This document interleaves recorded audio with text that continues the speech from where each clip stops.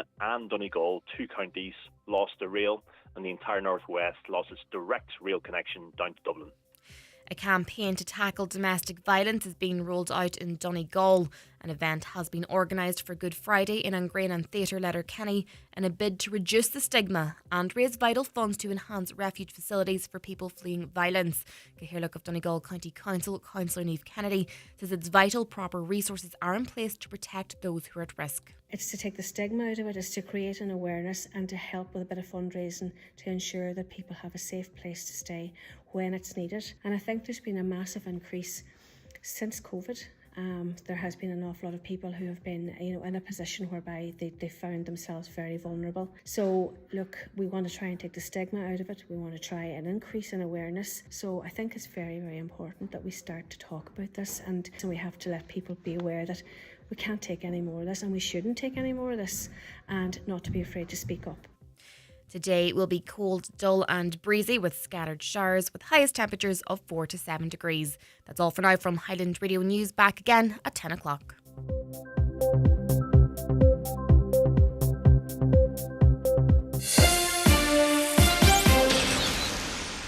Hey, see that road sign? Which one? That white one with the black circle and 5 diagonal lines in the middle. Yeah? What does that mean again? It now means that you should drive 60 kilometres an hour or slower. Ah, okay. This sign on local and rural roads means drive at 60 kilometres an hour or below and always according to the road and weather conditions. A message from the Road Safety Authority. Visit rsa.ie. And now, it's time for the talk of the Northwest. The 9 to Noon Show with Greg Hughes on Highland Radio. Hello, good morning, and you're very welcome along to the 9 to Noon Show. It's just turned 4 minutes past 9 on this Monday. It's the 10th of February. I hope you're all very well indeed, and hope you had a good weekend. And it's great to have you on board for another week of the show here. And don't forget to let us know if there's something that you spotted over the weekend, an issue that came to the fore that you think we could help you on. Get in touch with us. The lines are open for you right now. For most, it's quite easy to WhatsApp and text 086 60 25,000. If you're listening outside the Republic, 0035386 60 25,000. We're waiting to take your calls as well on 07491 25,000. And if you want to email, listening live or on the podcast or the overnight replay, comments at highlandradio.com, and we'll pick them up and either feature them live or on the next live show, dependent on when you send it. Now, you can watch the programme as always. If you're at home on your smart TV or your Fire Stick, just open the YouTube app, type in Highland Radio Ireland. You can take us on the go with that app, and we're also on Facebook, Highland Radio News, Sport and Obituaries, Highland Hub, and on the X platform. Right, okay. Let's have a look at the newspapers. Might as well get straight into it, eh? The Derry People Donegal News: funding cuts threaten language development. A leading Irish language advisor has said she's deeply concerned that the funding cuts will threaten Irish language development in Letterkenny. Barbara E. Cahill at Linra Letterkenny is the coordinator of Letterkenny's Penala Changa, a 5-year plan funded by Forest na Gaeilge for the promotion and development of the Irish language in the town. She said she's deeply concerned about widespread cuts in funding announced by Forest na Gaeilge at the beginning of the month. The cuts, which will amount to 817,000 nationwide, will have major implications for our work with business, our summer camps, our autumn festival, our youth clubs, and much more, she said. Okay, and we've spoken, of course, quite a bit to Barbara over the years on the work that's been done there. I wonder, as she claims, and I'm sure she knows better than I, what impact that might have on the future development. What do you think about that? The Derry News this morning, council to increase rates by 5%. Rates will increase by 5% in the Derry City and Strabane District Council areas next year. The Derry News understands the rate increase is expected to be approved by the majority of councillors this afternoon. Now, obviously, rates in the north versus the south, very, very different. We have our the tax on our properties that we already own. And many would feel that you don't get much for that, but you do get more for your rates in the north. That being said, every increment upwards puts pressure on more people. Let's go to the Nationals now, and Gardaí are still trying to establish a motive following a knife attack on 3 victims in Dublin yesterday by a masked man wielding a Stanley knife. This is the Irish Times. The victims, who were seemingly targeted at random, were attacked on the street at Stony Batter in Dublin 7 yesterday. That's just north of the city. All three remain in hospital with serious but non-life-threatening injuries since they went to press 1 has been released. The suspect was arrested a short distance from the scene of the attacks. Investigations are ongoing in an attempt to establish a motive. Gardaí said there's nothing to suspect a link to terrorism or radicalisation at this time. The suspect has no known links to any of the victims. Gardaí said there was no ongoing risk to the public. Yesterday, they dismissed unfounded rumours which were circulated widely that the suspect was an asylum seeker and that other attackers were still at large. And unfortunately, this is something you see primarily on the X platform, and there are particular accounts that do spread this misinformation, and some of it's going to be right, some of it's wrong. The issue now is that the popular accounts in Ireland, actually there's a revenue stream from X from this. So the more shocking your claim, the more fear it instills, the more shares, views and likes you get, and then you get a check each month from X for that.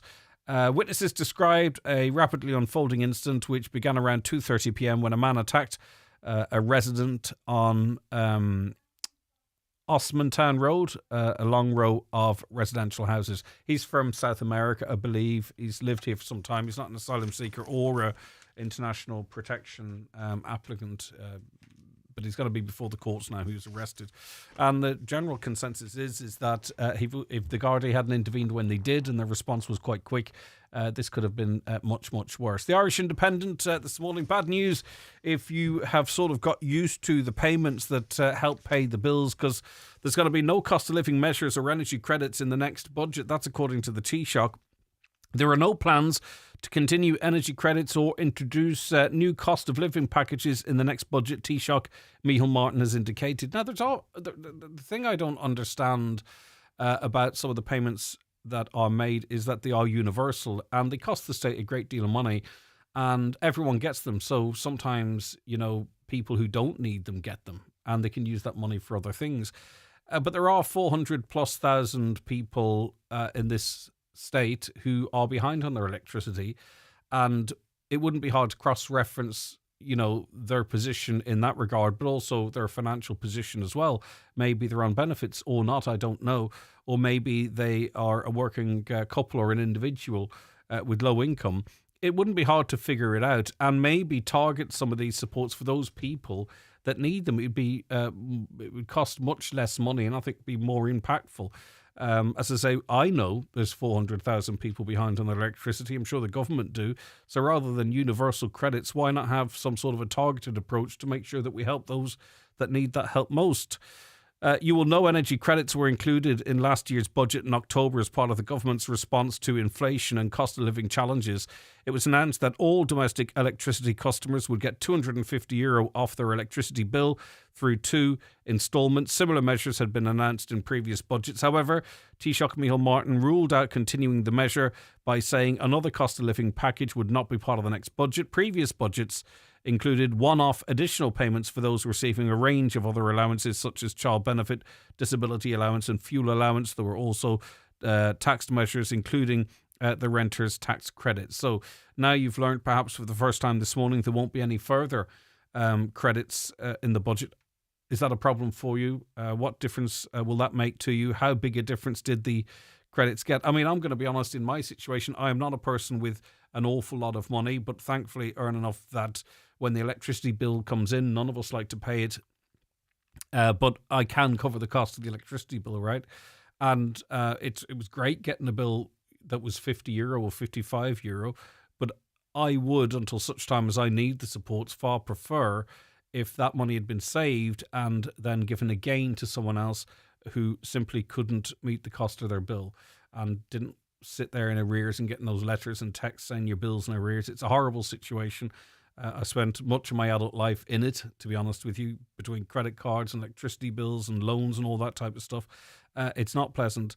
And I certainly was a bury your head in the sand type merchant, but it does take a strain on you. So as I say, maybe from the beginning they should have been targeted measures and they could have continued a bit longer to help those that needed it most. Let us know what you think. 08660 25,000. A grandmother who slipped on spilled drink while driving at a hotel has been awarded just over €230,000 in damages. This is the Irish Daily Mail. Hospital cleaner Carmel Duddy told the court she could not work again following complications to the broken wrist she suffered aged 59. In what Judge John Jordan called a strange coincidence, Ms Duddy from Letterkenny had broken her other wrist the previous year while dancing on the same dance floor with the same partner, but had not sued on that occasion. The judge said Ms Duddy's claim against Allingham Arms Hotel in Bundoran resulted from her more recent accident on February 26, 2017, shortly after midnight. She'd gone to the hotel with her cousin for a social dancing event, which was attended by around 500 people.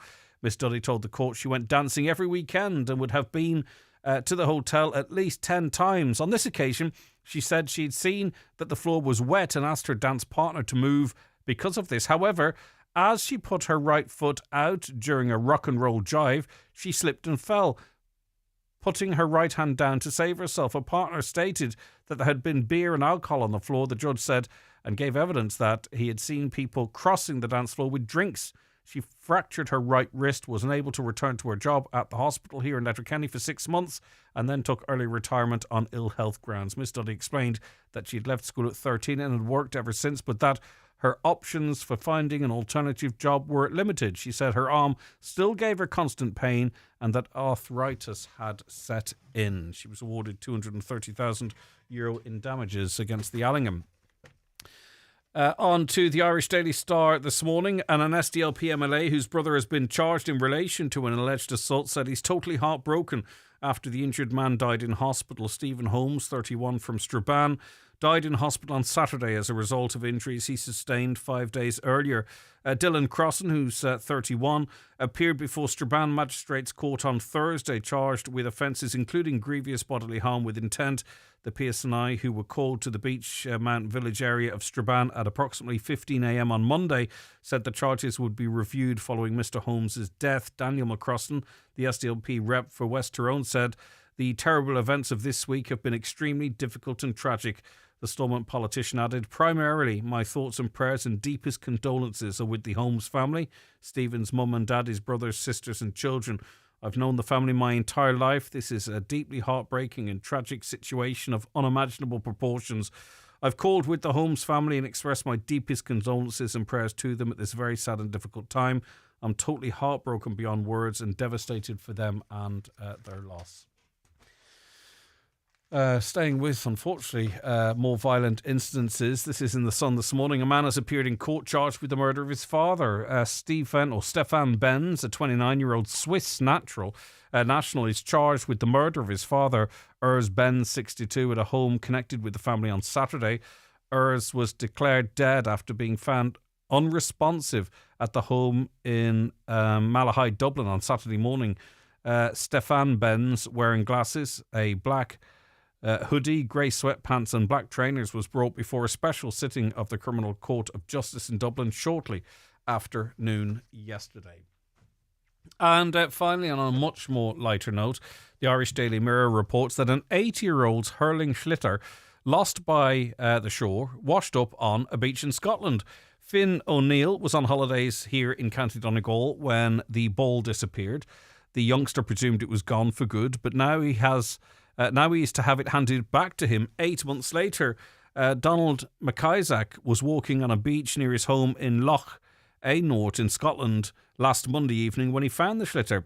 The ball was emblazoned with a name and crest of Carryduff GEA, a club on the outskirts of Belfast. Donald is a fluent Scottish Gaelic speaker and said he was able to recognise that the ball was related to Irish Gaelic. He said, I've heard of hurling, which is similar to shinty, and that they play in Scotland. I felt it was important to contact the club as the owner's name was on the ball, which made it a bit more personal, and to find out who the owner was is quite special. So the Belfast ball was lost in Donegal, ended up in Scotland, and now is back with 9-year-old Finn. It's had quite the journey, hasn't it? And we get those stories from time to time. Have you ever had anything like that happen to you? Any strange coincidences? Anything sort of reach out to you from the past? I'd love to hear them. 08660 25,000, 08660 25,000, or in fact give us a call on 07491 25,000. It is the 9 till noon show. We're going to be back with much more after a short break.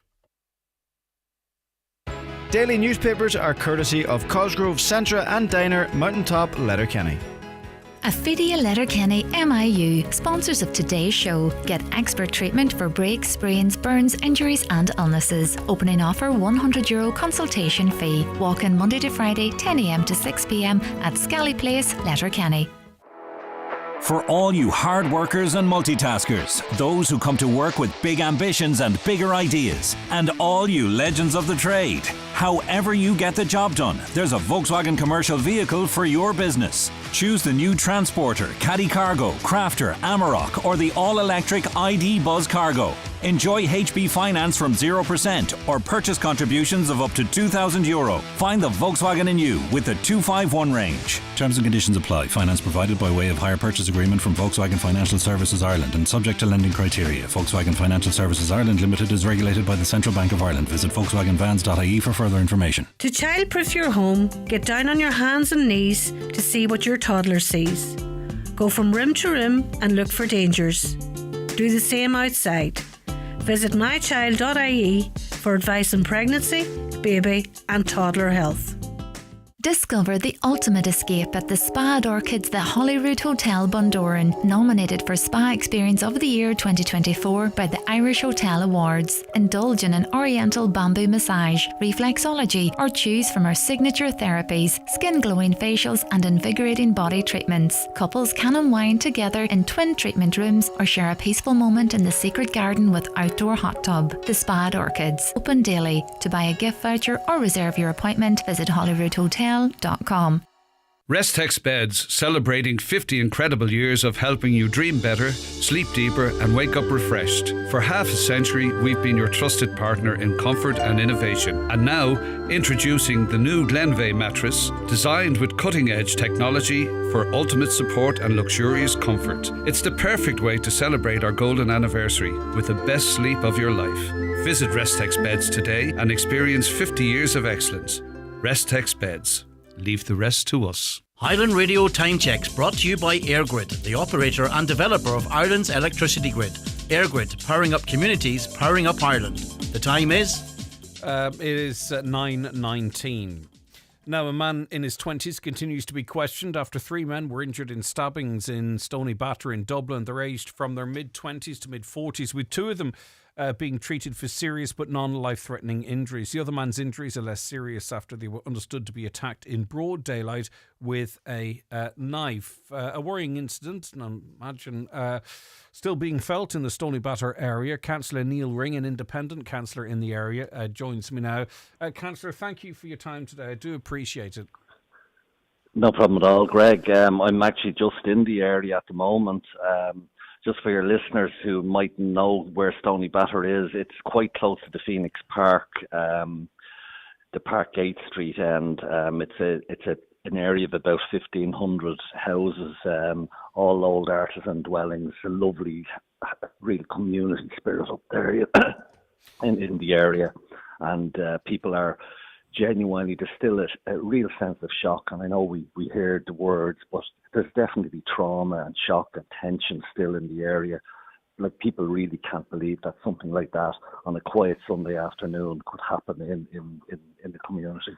Yeah, because whilst sadly these instances aren't unprecedented, they are incredibly rare. But unfortunately, we don't want to see, or certainly what we don't want to see, is an increase in this type of activity. And it's the randomness of it, isn't it, Neil, in that it's happened once, people are going to be concerned. Is this a new norm going forward? Well, the randomness of it was actually quite stark, because the guy literally, the first person he stabbed was just a guy walking along the street. Then another man was just going into his house, and he knocked at a door, the first one, and when the man answered the door, he just stabbed him. The second man was walking along the street, and then another man was going into his house, putting the key in the door, and he just came up and slashed him in the back of the neck. So I think that it's the horrificness of it is really what's, and the randomness. But I know, of course, we know that, this is random and unlikely to happen again in this area forever. But it happened, and people have to sort of deal with that trauma. The Minister for Justice has praised Gardaí for the quick response and says that if it hadn't been so quick, things could have been much worse. Is that the sense that you're getting in the community? Absolutely. The outpouring of praise, and it actually gave people a huge amount of reassurance, because apparently, and I was talking to the local shopkeeper and a few of the other people around, literally within less than 2 minutes, the place was flooded with Gardaí. Now, there's a Garda station a couple of minutes away, but for a Sunday afternoon, 3 o'clock, like literally there was probably 30 to 40 Gardaí there. There was the emergency response unit. There was a huge presence. They sealed the place off.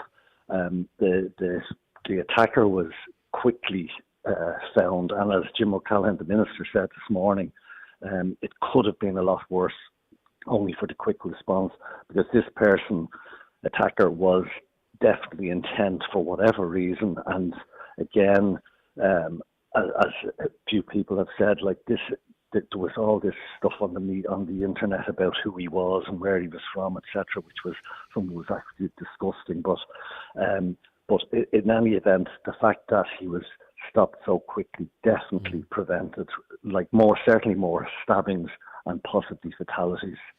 Yeah, it is interesting how some accounts just go straight to the perpetrator and what value they can get off speculating in relation to that. And I hope we're not moving to a society, and I don't think we are, because of the majority of us, that our first thoughts aren't with the victims. And are they okay? Do they have life adjusting injuries, facial scarring? I don't know what it is, but I'm old enough to remember a time that would have been our primary concern and thoughts. But I still think for the majority of us that is the case. Yes, I think you're right, Greg. And the people of the area know the 3 victims. In fact, the minister was saying one of the victims was the brother of a friend of his. I mean, that's how close knit. I know people in Donegal think Dublin's this vast big place. Well, it is big, but it's made up of little villages, and Stony Batter's one of those. Everyone knows everybody. People still pop into next door neighbours, etc. Everyone knows their neighbours in that part of town, and everyone knows the victims. And that's one of the things that is, there's a huge outpouring of sympathy for the victims, because the trauma, like whatever about you can have physical injuries, but my God, the mental injury, the trauma that these people suffered. You're standing you answer your door and somebody attacks you with a knife. Is just horrific even just to think about it. And just finally, Neil, again from on the ground, obviously after events in Dublin, there were policing measures put in place. Maybe yesterday what we seen was the fruit of that, though you did say there is a station close by. Is there a sense, do you get a sense you're unsafe walking around Dublin, or is it a case that you feel like any big city, I would have reservations about walking in certain areas at certain times? I think that's just a reality of city life. I would apply the same caution in Dublin as I would in Paris or any other capital city. Yes, there are areas now. We obviously and what people are, and we don't want this to get into a policing issue insofar as we know there's not enough Garda presence in Dublin. There isn't high visibility policing anymore, and that's just numbers. The numbers don't lie. They haven't got the numbers. They're trying to recruit, but to equate it with what happened yesterday, it's that you can't have a policeman in every corner. And a random attack like this, unfortunately, they're going to happen. But a different question. Not we don't want to mix them up. Is the lack of overall policing? But again, the Gardaí were absolutely magnificent yesterday. It was incredible to see it and see some of the video footage that came out very quickly. They had that area saturated, and I don't want to exaggerate, but they probably saved lives yesterday. All right, okay. I think that's a fair enough conclusion. Thank you very much indeed. That's Independent Councillor Neil Ring there, speaking to us from Stony Batter. Thanks so much for that. A caller says, or a texter says, in fact, when the mainstream media says he was not an asylum seeker, they're trying to infer or give the impression that he was Irish. That's also not true. Telling half a truth is not the truth. That's why people are losing trust in the mainstream media and are turning more and more to social media. Yep, but the truth is the truth. And the truth is that he's from South America. That's been pretty much widely publicised. I said it a little earlier on. In fact, the Justice Minister himself pointed out that he was from that area. And it was put out there to counter the claims on social media, which might be one of your primary news sources, that this was an asylum seeker or an international protection. But where they're from, it's not headline news here when someone in Ireland does something in Sydney or America, though it does happen very, very sadly. In fact, maybe it is headline news here. But I haven't seen any masking of that or any half-truths, and I'm not here to defend the national media, but I referenced it myself, and I'm not the only person that has. Charlie, all them headlines, Greg, and not one about our boys' great victory down in Kerry. Well, Charlie, I mean, I'm all for a bit of criticism, right? But we're literally dedicating a big portion of the show a little later on to talk about that and other matters, because you never mentioned the fantastic victory of our ladies as well. So we'll be covering all of that a little later on in the programme. But thank you for your feedback. I live in Comwall, Letterkenny. This is the third week we've got no broadband since the storm. Do you know when broadband will be back on in our area? I work from home and this has been a very trying time. Our broadband provider is DigiWeb. They seem to think it's an ESB problem. It is very difficult for us to get information on this stuff, and it's normally we're really, really good because we can get it. But in this situation, the ESB is involved. DigiWeb is your provider, but they're not necessarily responsible for the infrastructure, so they're relying on Air, isn't it? So Air are responsible for the infrastructure, the same way the ESB is for the power infrastructure, but you might get your ESB off board gas or something, right? Or your electricity. So I wish I could say we've got in contact with them and we've been told it's such and such a date. It's very hard to get the info. We will continue and endeavour to get it for you. Hi, Greg. More than half of those on the waiting list for social housing in Donegal are non-Irish nationals. It'd be interesting to dig into those figures. I've heard that discredited before. I'm not sure what the story is. And I'm certainly not going to pitch in on it because I don't know the correct answer to it. Correct on the targeting of the energy credits. Electric Ireland have stopped indicating on the bill how much credit is remaining in your account. Why have they done this? Not sure. If anyone knows, is that a pay-as-you-go system? Let us know. 086 60 25,000. I was shopping in Letterkenny recently and I was refused to let my young grandchild use the toilet. I was a customer in the shop. I had to drive elsewhere. We need more public toilets. Letterkenny needs our public toilets, but certainly down in the, some people call it Little Britain, I wouldn't, but down in that sort of Newtown area of Letterkenny, I've been talking about toilets. I presume they haven't appeared since, have they? Because I've done annual interviews that they're on their way, but still. Is there anywhere in Donegal that charges €20 for your prescription to be emailed to the pharmacy? It used to be 15 and it's now gone up to 20. Yeah, this is a common one. It depends on your GP. I suppose they strike those charges, but this caller's GP is now charging 20 for a script renewal, I presume it is. Hi, Greg. I got a parking ticket in Derry before Christmas and the reminder to pay arrived at my home address in Donegal. My concern is, how did the authority who issued this reminder obtain my home address details? Is there an agreement between the councils in the two jurisdictions to share this information? Don't know. I got one in Derry as well. I kind of was peed off about it because the sign on the road was completely faded and there was a sign on the wall, but it was on the second story of the building. Now, that's my ignorance. I probably should have known better, but I ended up having to pay it anyway because there's just no point contesting these things. I didn't really consider how Derry County Council, Derry City Council got my information down here, but I know there's someone listening in the know that will let me know how. Maybe they've got access to the DVLA. I don't know. Is there any update to the HRT scheme that was due to be rolled out in January? It was supposed to happen, but I haven't heard anything as of yet. There's been a bit of to and froing, a bit of blaming, government blaming pharmacists and vice versa. We'll check with our friends in the pharmacy union to find out if there's been any progress in that. I know it's very important for a lot of people. Geraldine was on to say, I would like to say that people are going to the bottle banks for returning bottles and cans to get refunds, and a lot of the bottles, etc., don't scan. If the barcode is bent or wet, etc., they throw them in the bin, not realising you can go into the shop for a manual refund. Okay, good idea. I note actually down in Dublin, a few of these machines have emerged whereby you just tip your bag into it and it sorts them all out for you. The sooner that happens, the better, I'd imagine. People can call me... Well, I'll come back to that one in a second.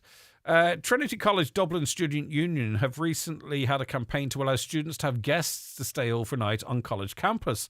The line that they've been using is, we're taking a stand against one-night stands. Fair play to them, but are we over-sexualising everything? Sometimes it's a case of friends having a safe place to stay after a night out, or if they miss a lift home, etc. Not everything has to be about sex.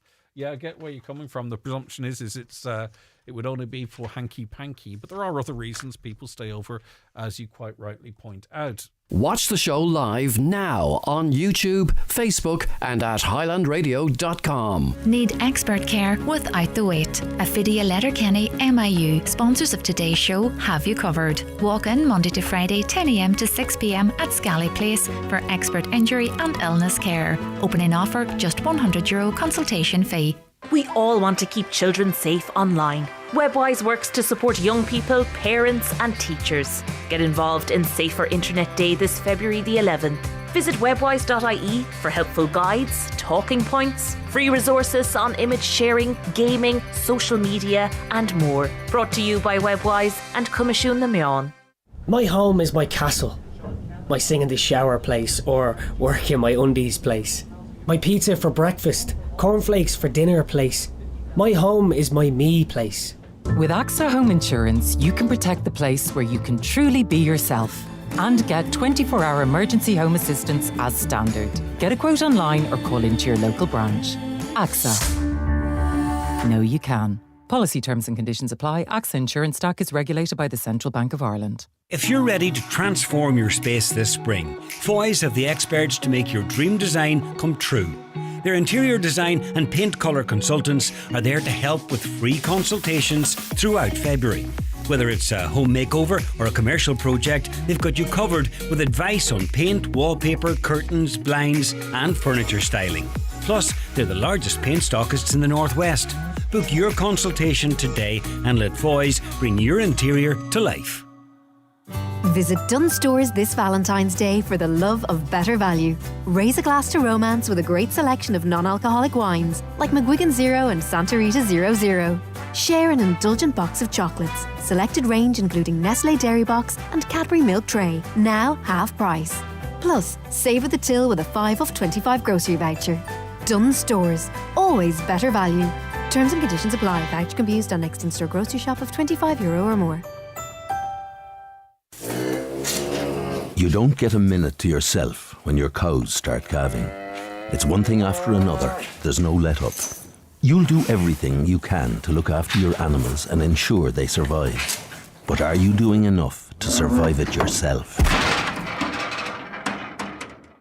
Always be alert around livestock to stay safe this calving season. Find out more at hsa.ie/farm safety. Brought to you by the Government of Ireland. You're welcome back and delighted to welcome into studio Jerry Lane, retired emergency medical consultant. I mean, that title that I've been given for you sort of belies your activity, I think. You're still incredibly busy, Jerry. Still going. Obviously, there was much conversation about the introduction of lower speed limits initially on L roads. And, you know, as motorists, I suppose the knee-jerk reaction is, what's the point? How are they going to be enforced? It's really about distracted driving and the state of the roads. And, you know, you've been at the front line. You've seen it all, unfortunately, Jerry. What's your reaction to the reduction in speed limits? Well, personally and professionally, I have a huge welcome for it. Think about it this way. Last Thursday morning, if I had come out the gate of my house, I live on one of these roads, and I'd been hit by a car proceeding along, the chance of me dying was 9 out of 10, that I would have died outside my gate in the ditch, hit by a completely legal vehicle. This morning, after the speed limits have changed, it's now down to 60, I've got a 50-50 chance of surviving that inadvertent collision. The drop in the speed limit gives drivers a few extra seconds to think and respond to unexpected things, like me walking on the road or on my bicycle or pushing my kid's wheelchair or whatever. It gives that driver a few more seconds to avoid a potentially dangerous or even fatal outcome, because I think we have to remember, while these small roads are 80% of our road structure, they are a huge number of they're where a huge number of the fatal and serious car crashes do occur. The car crashes that happen on the motorway, and I've been to several of them, tend not to generate the number of fatalities, whereas on the side roads, that's where we've all been to far too many crashes and deaths. In your time in the ED, Jerry, I'm sure you could almost have speculated as the impact speed when someone was brought in as to how it had impacted on them. Well, absolutely, and it was much easier, I'm afraid, in the older days when vehicles were not as safe as they are now. One of the downsides of having safer, warmer, better equipped vehicles is that the vehicle sacrifices itself to save the occupants. So the vehicle sacrifices itself to save the occupants and indeed the pedestrians.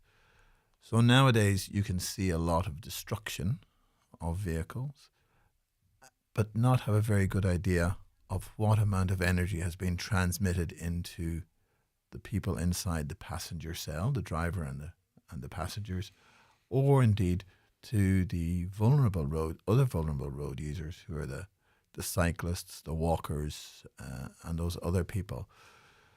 So nowadays, I'm very, very grateful that cars are so designed that literally they fall apart to save the pedestrians and to save the passengers. Mm-hmm. It does make life a little bit more difficult to kind of read the wreckage, as it were. But there's a downside to having more modern, safer, better built cars. And it is that drivers, me included, we're now insulated from what's happening outside. We don't have any tire noise, wind noise, and we lose track of what speed we're going at, and we lose track of what's happening in the environment outside. Added to that, think about the number of distractions that are in your vehicle. I'm not talking about the kids in the back or the dog jumping around the boot. I'm talking about the radio, the sat-nav, your phone in the corner. There are just so many distractions now that driving a vehicle is actually, I think, somewhat more difficult than it was in the 60s and 70s. 60s and 70s, you focused on the road, and the roads were much worse way back then. Nowadays, we are insulated. We don't know what's going on outside. Plus, we're distracted inside just by the smartness of our vehicle. With all of that said, the drop in the road speed will give a driver, if they stick with it, and we all play by the playbook and we all obey the same rules, it'll give that driver an extra second to deal with coming around a corner and seeing a pedestrian like me or a cyclist like me coming down the road towards them, or a broken down vehicle or a farm vehicle. It also gives younger and novice drivers that extra bit of time to handle that corner. One of the difficulties up here at the moment is young people entering bends on roads, especially these smaller roads, at speeds which are inappropriate for that bend or corner. If you're slowed down a bit more, then you have a little bit of extra time to react to that bend that and you may just not be adding expecting. to that as well, unfortunately, I think that's often why we see multiple occupancy deaths in vehicles, because often, as you talk of, travelling faster than they should, but also then a vehicle handles very differently when there's extra weight, and it would be very hard not to sort of connect the two. Jerry, we don't need any reminding in Donegal about the dangers on our roads. Yet the default reaction to speed limits like this for an awful lot of people is about enforcement or othering, right? So, well, sure, the guards aren't there to enforce them, or mobile phones are worse, distracted driving is worse, not speeding, but the state of the roads is worse. Like, that's a psychological thing, isn't it? That's the way us maybe sort of not wanting a change, really, because the truth is, and as a former emergency medical consultant, the relationship between speed and death and very serious injury. And I want you to remind us too, if you don't mind, Jerry, too, it's a bit of a two-part question. The headlines are the fatalities, but there is a ratio there for very serious life-altering injuries, disability, never working again, that don't get carried by the media, and therefore, unless you're that person or someone close to them, you may not be aware. Well, going by data locally from Letterkenny, we estimated a number of years ago that there were 20 serious injuries per fatality. So there are 20 people more seriously injured, requiring care, operation, surgery, transport to other facilities and so on, and extensive rehabilitation. And as you mentioned, the 85 to 90% of collisions are down to human behaviour, and that, I think you were highlighting, is potentially a bad thing. There's another way to look at this. Human behaviour is alterable. It's changeable. So it really is part of us as a community, as a society, moving our mindset towards a safer environment and a safer behaviours. And I do agree with you. There are a small amount of people who won't, or who make that change. And for them, the external enforcement by the Gardaí is really important. But for most people who are listening to your show here today and who live in the Northwest, the drive, the authority to change their behaviour will actually come from inside. It's an internal change. Yeah. And if we as a community, as a society, act with maturity and we change internally, then we will have the benefits of a reduced death rate. And last year was horrible up here. We probably shouldn't need a police person in every bush or a speed van to tell us.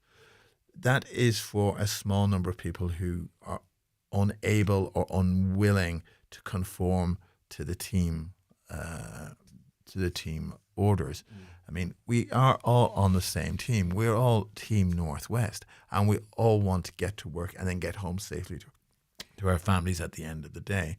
And it's down to us as individuals to make our mindset change and not require our mummies and daddies in blue to tell us. Yeah, it is. I do agree with you, because obviously we would get text people saying, well, sure, no one's going to listen to this because there's not going to be a guard in every bush, as you put it.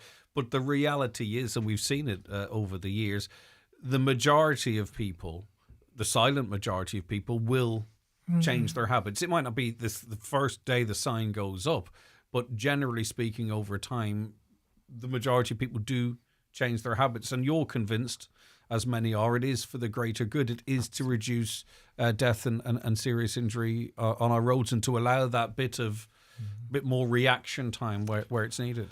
Well, however annoying it is to be pulled over by a guard for speeding and be ticked off and to have penalty points and a fine and go to court and so on and so forth, that action is potentially saving a life, because nobody knows what's happening around the next corner or down the road. And it's very difficult to measure incidents that were prevented in many ways. But if every time a guard stops you and gives you a ticket or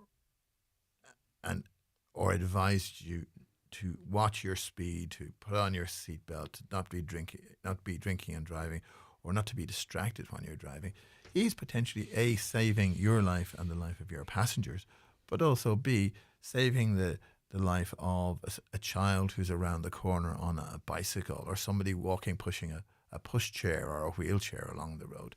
because we just do not know what's around the corner. And it is a shared environment. And I think sometimes as car drivers, we forget that the road space ain't just for cars. It's for kids on bikes. It's for moms out wheeling their buggies. It's for people to be out and about. It's a public space, and we have to learn how to share it. And the speed limit drops is just part of reframing the rules within which we can all work.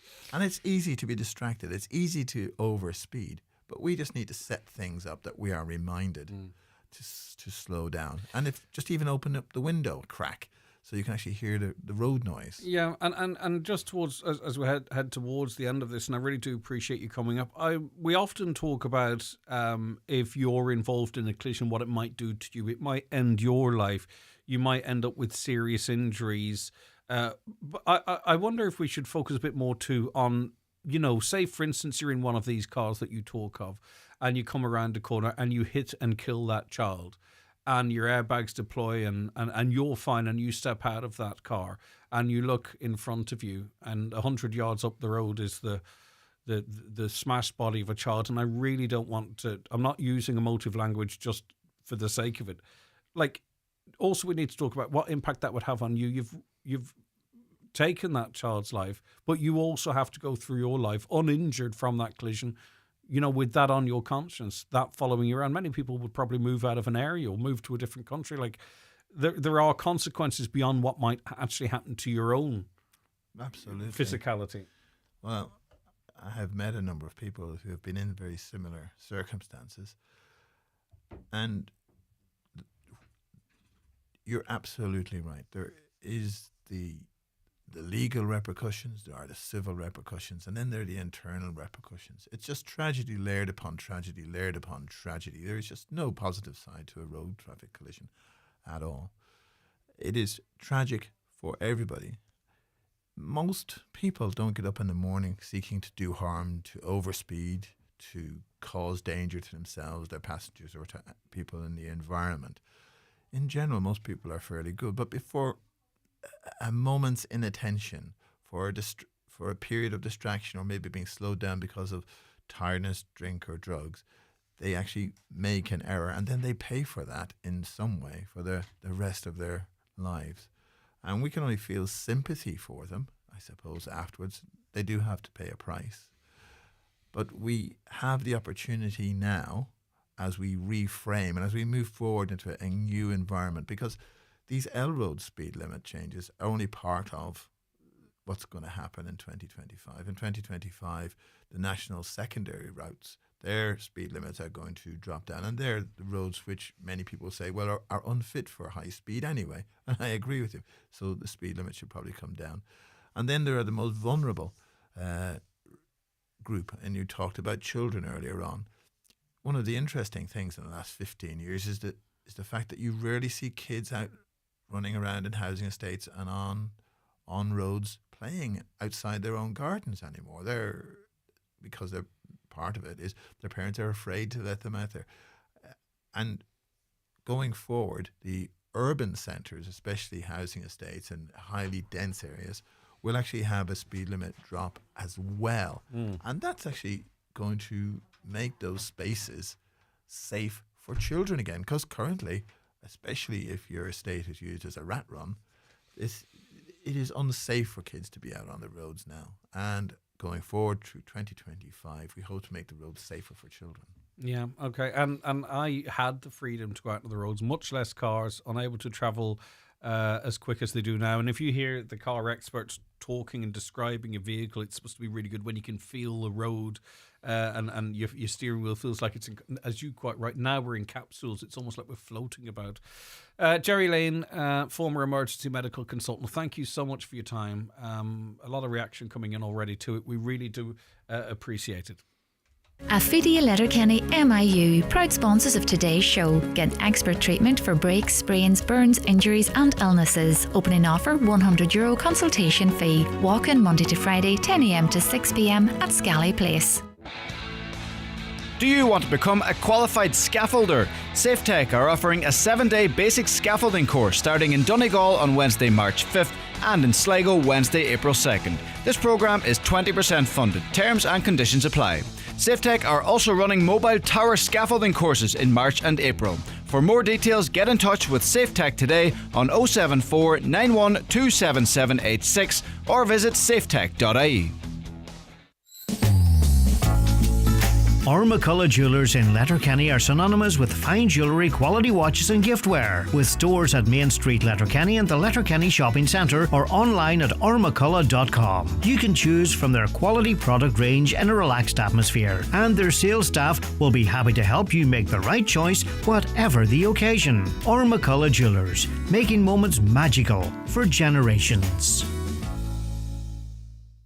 Hey, see that road sign? Which one? That white one with the black circle and 5 diagonal lines in the middle. Yeah? What does that mean again? It now means that you should drive 60 kilometres an hour or slower. Ah, okay. This sign on local and rural roads means drive at 60 kilometres an hour or below and always according to the road and weather conditions. A message from the Road Safety Authority. Visit rsa.ie. Want to work with the very best? Then make the all-new Nissan Interstar your next recruit. It's first impressions that count, and the Nissan Interstar doesn't disappoint. With a brand new eye-catching grille and jaw-dropping design. And with a stronger than ever payload, it has the power to match your ambition. Available now in electric and diesel versions. Let the world know you mean business with the all-new Nissan Interstar. Contact your local dealer or visit nissan.ie. Nissan. Defy ordinary. Highland Radio weather updates with McElhenny's. Our new season special occasion wear range is here. Visit us to explore our extensive dress collection in store or shop online at mcelhennys.com today. So, today will be cold, dull and breezy, scattered showers across eastern fringes. That's not really affecting us. This is a north of Ireland weather forecast. We're going to get the better of it over the next wee while. Just small amounts of rain generally. With many dry areas, temperatures 4 to 7 degrees. The wind is coming from the east and northeast, so we are, as I say, it's going to be chilly enough, but it's going to be relatively dry for us over the course of the next wee while. The east coast is going to take its hammering. Right, okay, on a much lighter note, later on we're going to be talking about the Eurovision, and I know that not everyone watches it, not everyone cares, but you know what, it's something else to talk about that's just not quite as serious as some other things. Now, I think that Adji, I think Adji actually was excellent at the start, but I think his performance was completely dismissed. I think it was an opportunity to introduce judges, and it was never talked of seriously as an entry into the Eurovision. And I feel sorry for Adji and his sister Jenny, because I thought their song was good. Not the best song. I don't think it was the best song, but I thought it was a good song. But and we're not being parochial on this, really, I'm not. But I think it was actually the show started after Adji had performed, and after the judges had been introduced and had the crack and banter. That's how I feel. I really felt there was 5 acts, because it felt to me like Adji was just the first one. It was kind of dismissed and brushed over, and seeds were planted in judges' minds and in the public's minds as well. So I don't think they got a fair crack of the whip. I'm not just saying that as a Donegal man. I genuinely believe that to be the case. I felt the show started after Adji's performance, and it wasn't down to the brother and sister. That's just one observation I'll say. I don't know if you agree or disagree. Secondly, I think the winning track is great. I'm sorry. For Eurovision, right? I think it's a great wee bubbly track. It's nice. It's wholesome, right? Everyone was giving out about they, them goth going over last year, and we kind of have the other end of the spectrum. People aren't happy about that either, because they're from a different country, which is quite significant, I suppose. But one of the co-writers of 5 is Irish. But in this day and age, does it matter as much? We can still get behind them, can we? Let's face it, we cheer on a soccer team that, you know, most of the players' only connection here is a granddad or a grandmom, so we're used to cheering on other people representing us that aren't necessarily what you might call born and bred. But I think it's fun. We'll play a bit of it a little later on. Some people believe we should not go down this route, that we should be sending the Tumbling Paddies or Anor or loads of the other fantastic artists that we have. We could fill the Eurovision 10 times over from Donegal alone. But it's not that kind of competition anymore, is it? You have to sort of take it for what it is. It's a visual spectacle. It's cheesy. It's camp. And, you know, the act we're sending over will probably do really quite well. It's a catchy song, isn't it? If you haven't heard it, I'll play it after 10. But we've got some people coming on to talk about it who believe, I suppose, we should, even if we're not going to win or qualify to the competition proper, that we should be using the competition as a platform to platform Irish music. But what do you think? And as I say, I appreciate there are much more serious things going on in this world, no doubt about that, but this is also a little bit of a distraction from all of that. So I want your views on the Eurovision. We're going to talk about to Donegal Daddy, actually. He's going to join us a little later on in the show. We want you involved in the conversation as well. 086 60 25,000 WhatsApp and text. Did you watch it? Did you? Actually, some people peed off with a hand taken at Dana as well by the host, who laughs at his own jokes an awful lot, doesn't he? Anyway, we'll be back with more, all of that and much more besides after the news and obituary notices. Affidia Letterkenny MIU, sponsors of today's show. Get expert treatment for breaks, sprains, burns, injuries and illnesses. Opening offer €100 consultation fee. Walk in Monday to Friday 10 a.m. to 6 p.m. at Scally Place, Letterkenny.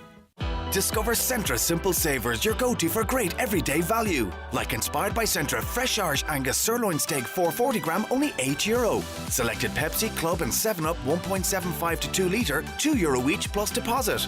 And Cadbury Milk Tray 360 gram, only €8. Centra. Live every day. Looking for your life partner? Skip the swiping and meet someone real with Star Connections, Derry's only dedicated matchmaking service. We personally interview all clients to ensure authentic connections. No more wasted time on apps. We value your privacy and security, arranging meaningful dates with potential partners. Make lasting connections with someone ready to take on life's challenges by your side. Visit starconnections.me or call 073 999 50040 to book your consultation today. Star Connections, where love is made to last. I don't believe this. Oh no! What do you mean expired? No way, I didn't even think. Oh, for the love of... Don't be that person. Always check your passport in good time before you travel. If you need to renew, apply at ireland.ie/passport online. It's easy. It only takes 10 minutes and is the cheapest way to get your new passport. Brought to you by the Government of Ireland. Attention Donegal, Derry and Tyrone. PD Bathrooms and Tiles are proud to unveil our newest and most stunning showroom in Lisfannon Business Park, Buncrana. Located right opposite the Northwest Golf Course, we offer unbeatable quality and incredible value. For 30 years, we've been the experts in total refits, stocking and serving as the sole agent for many top brands. Visit us today and transform your space with the finest bathroom and tile solutions. Telephone 93 95 884. PD Bathrooms and Tiles, where excellence meets value. Lisfannon Business Park, Buncrana, F93H10F. If you're looking for a competitive insurance quote, contact Hickey Clark and Langan Insurance Brokers in Letterkenny. Home, car or van insurance, farm, commercial or public liability insurance. They compare quotes from all the leading insurers so you get a great price. Call Hickey Clark and Langan on 91 26688 or call into the office at Ballymacool, Letterkenny. Hickey Clark and Langan General Insurances Limited, trading as Hickey Clark and Langan, is regulated by the Central Bank of Ireland. Live, on air, online and on the Highland Radio app. This is Highland Radio News. Good morning, it's Donna Marie Doherty with the news at 10 o'clock. A Letterkenny woman has been awarded €230,000 in damages by the High Court after she slipped on a wet dance floor and broke her wrist. The Irish Daily Mail reports that Carmel Duddy had to leave her job as a hospital cleaner as a result of her injury.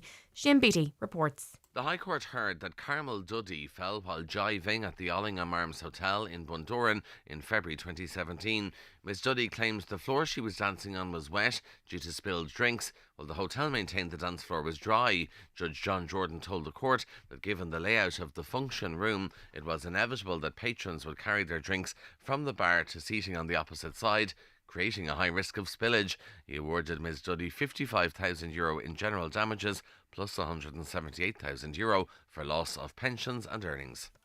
A 34-year-old man is due in Coleraine Magistrates Court today following the serious assault of a 22-year-old in the Mavati on Saturday the 1st of February. He's charged with grievous bodily harm with intent, theft and driving related offences, including driving whilst disqualified. As is normal procedure, the charges will be reviewed by the Public Prosecution Service. This Friday marks the 60th anniversary of the closure of the Derry-Portadown railway line, which led to the closure of all remaining stations in Donegal and Tyrone. The restoration of this line was a key recommendation in the All-Ireland Strategic Rail Review. Campaign Group Into the West have announced they'll use this week's anniversary to highlight their campaign to restore rail services in the region, including both the Letterkenny to Derry and Derry-Portadown lines. Chairperson of Into the West is Steve Bradley, and he says 60 years ago this week marked the death of rail in the region. When you think about Derry to Portadown, you think probably that the line obviously comes out of Derry, goes through Tyrone, down to Portadown, but it also went through Donegal. It went through basically the very eastern part of Donegal, so St Johnson's, Carrigan's and Porthall.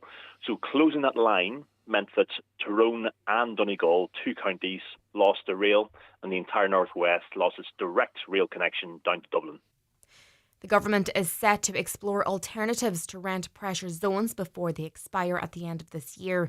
Taoiseach Micheál Martin has signalled changes to the system, including the possible removal of the zones. The system was introduced in 2016 to cap rent increases in areas where high demand for housing existed. John Mark McCafferty, CEO of Threshold, says the Housing Commission has previously discussed potential replacements. The Commission report itself said that any replacement of the RPZs needed to be informed by evidence-based reviews on the impact of on the regulated market on things like supply. That takes time. That takes resources. The question is, what can government do in the next 10 months in relation to putting together an alternative to the RPZs? Gardaí are investigating a two-vehicle road traffic collision that happened in Carndonagh yesterday afternoon. The occupants of both vehicles were treated at the scene by ambulance personnel. No serious injuries were reported, and Gardaí say investigations are ongoing. The new Justice Minister is praising emergency services for their swift response to a series of knife attacks in Dublin yesterday. 3 men were hurt, 2 of them seriously, after being stabbed in broad daylight in Stoney Batter. A man in his 20s was arrested and is being questioned by Gardaí. Armed support units were among the Gardaí who rushed to Oxman Town Road at around 3 o'clock yesterday afternoon, with 3 separate scenes sealed off. Justice Minister Jim O'Callaghan says it could have been a lot worse. We could have been talking about fatalities or more significant injuries to greater numbers of people. And the reason we're not is because the Gardaí arrived on the scene so quickly. I want to commend the unarmed guard who apprehended the individual who was causing this carnage, and the Gardaí were on the ground rapidly, and their response had a significant impact in reducing the potential devastation of these attacks. A campaign to tackle domestic violence is to be rolled out in Donegal. An event has been organised for Good Friday at Greenan Theatre in Letterkenny in a bid to reduce stigma and raise vital funds to enhance refugee facilities for people fleeing violence in their homes in the county. Gaherlock of Donegal County Council, Councillor Niamh Kennedy, says it's vital that proper resources are in place to protect those at risk. Looking now to weather, today will be cold, dull and breezy. There will be scattered showers with highest temperatures of 4 to 7 degrees. That's all for now from Highland Radio News. Back again with headlines at 11 o'clock.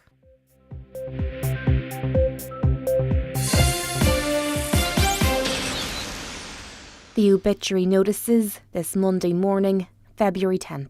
The death has taken place in Australia of Sadie Borthwick, née McDade, John Street, Derry. Mass for the happy repose of her soul will be held in St Patrick's Church, Pennyburn, on Wednesday at 7 p.m. The death has taken place of Noreen Houston, née Curran, of Shrohan, Filcara.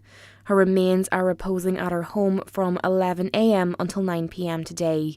Rosaries at 9 o'clock. House private to family only on the morning of the funeral. Funeral mass will take place in Christ the King Church, Gorta Hork tomorrow, with interment afterwards in the adjacent cemetery. The funeral mass can be viewed live on Kieran Rorty Funeral Director's Facebook page. The death has occurred of Matthew Matt Cutliff, the Mountain House, Buncrana. Matt's remains will be reposing at his home from 4 o'clock today. Funeral from there on Wednesday morning, leaving at 10 a.m. for 11 o'clock Requiem Mass in St Mary's Church, Cockhill, with burial afterwards in the adjoining cemetery. Family time from 10 p.m. to 10 a.m. and on the morning of the funeral. Matt's funeral can be viewed on churchservices.tv. The death has occurred of Jimmy Doherty, Mean Tully Nagarn, Killybegs. Remains reposing at his residence from 4 o'clock today. Removal on Wednesday at 10:30 to St Mary of the Visitation Church, Killybegs, for 11 a.m. funeral mass. Mass will be streamed on mcn.live. Burial afterwards in the local cemetery. Family flowers only. Donations in lieu to the Irish Heart Foundation. The death has taken place of Joe Patterson, 3 Bridge Street, Ramelton, reposing at his home today from 3 p.m. until 10 p.m. and tomorrow from 11 a.m. until 10 p.m. Funeral arrangements to be confirmed. Family time on the morning of the funeral and family flowers only, please. Donations if desired to the Donegal Hospice, care of any family member or Patrick Sweeney, Funeral Director. The death has occurred of Stuart Hamilton, Karen Shanna, Burnfoot. Stuart's remains will be reposing at his home from 2 o'clock today. Removal from there tomorrow afternoon at 1:45 to Fawn Presbyterian Church for funeral service at 2 o'clock, followed by interment in St Mary's Church of Ireland, Graveyard, Fawn. Family time please from 10 p.m. tonight and tomorrow, the day of the funeral. Family flowers only, please. Donations in lieu if desired to St Luke's Hospital, Dublin, care of any family member or Sean Murphy, Funeral Director. The death has occurred of Margaret Walsh, Ní Leaper, 4 Chapel Street, Stranorlar. Remains are reposing at McCool's Chapel of Rest, Ballybuffet today from 6 p.m. until 9 p.m. Funeral leaving there tomorrow morning at 10:30 for Requiem Mass in the Church of Mary Immaculate, Stranorlar at 11 a.m.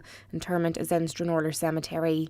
Requiem Mass will be streamed live via the parish webcam. Family time on the morning of the funeral, please. The house is private. The death has occurred of Seamus James Anthony, Tully Ardglass, Fintra Road, Killybegs, reposing at his home on Fintra Road today from 2 o'clock until 6 p.m. Removal tomorrow morning to St Mary of the Visitation Church, Killybegs, for 12 o'clock funeral mass. Mass will be streamed on mcn.live. Private burial. Strictly family only. Donations in lieu of flowers if desired to the Irish Heart Foundation or the RNLI. The death has taken place of Josephine Harkin, Ní Leonard, 301 Ballycolman Estate, Strabane, and formerly of Newton Kennedy Street, Strabane. Requiem Mass is ongoing at St Mary's Church, Melmount, interment afterwards in the adjoining cemetery. The Requiem Mass can be viewed live via the parish webcam. Donations in lieu of flowers, please, to the Quorum Centre.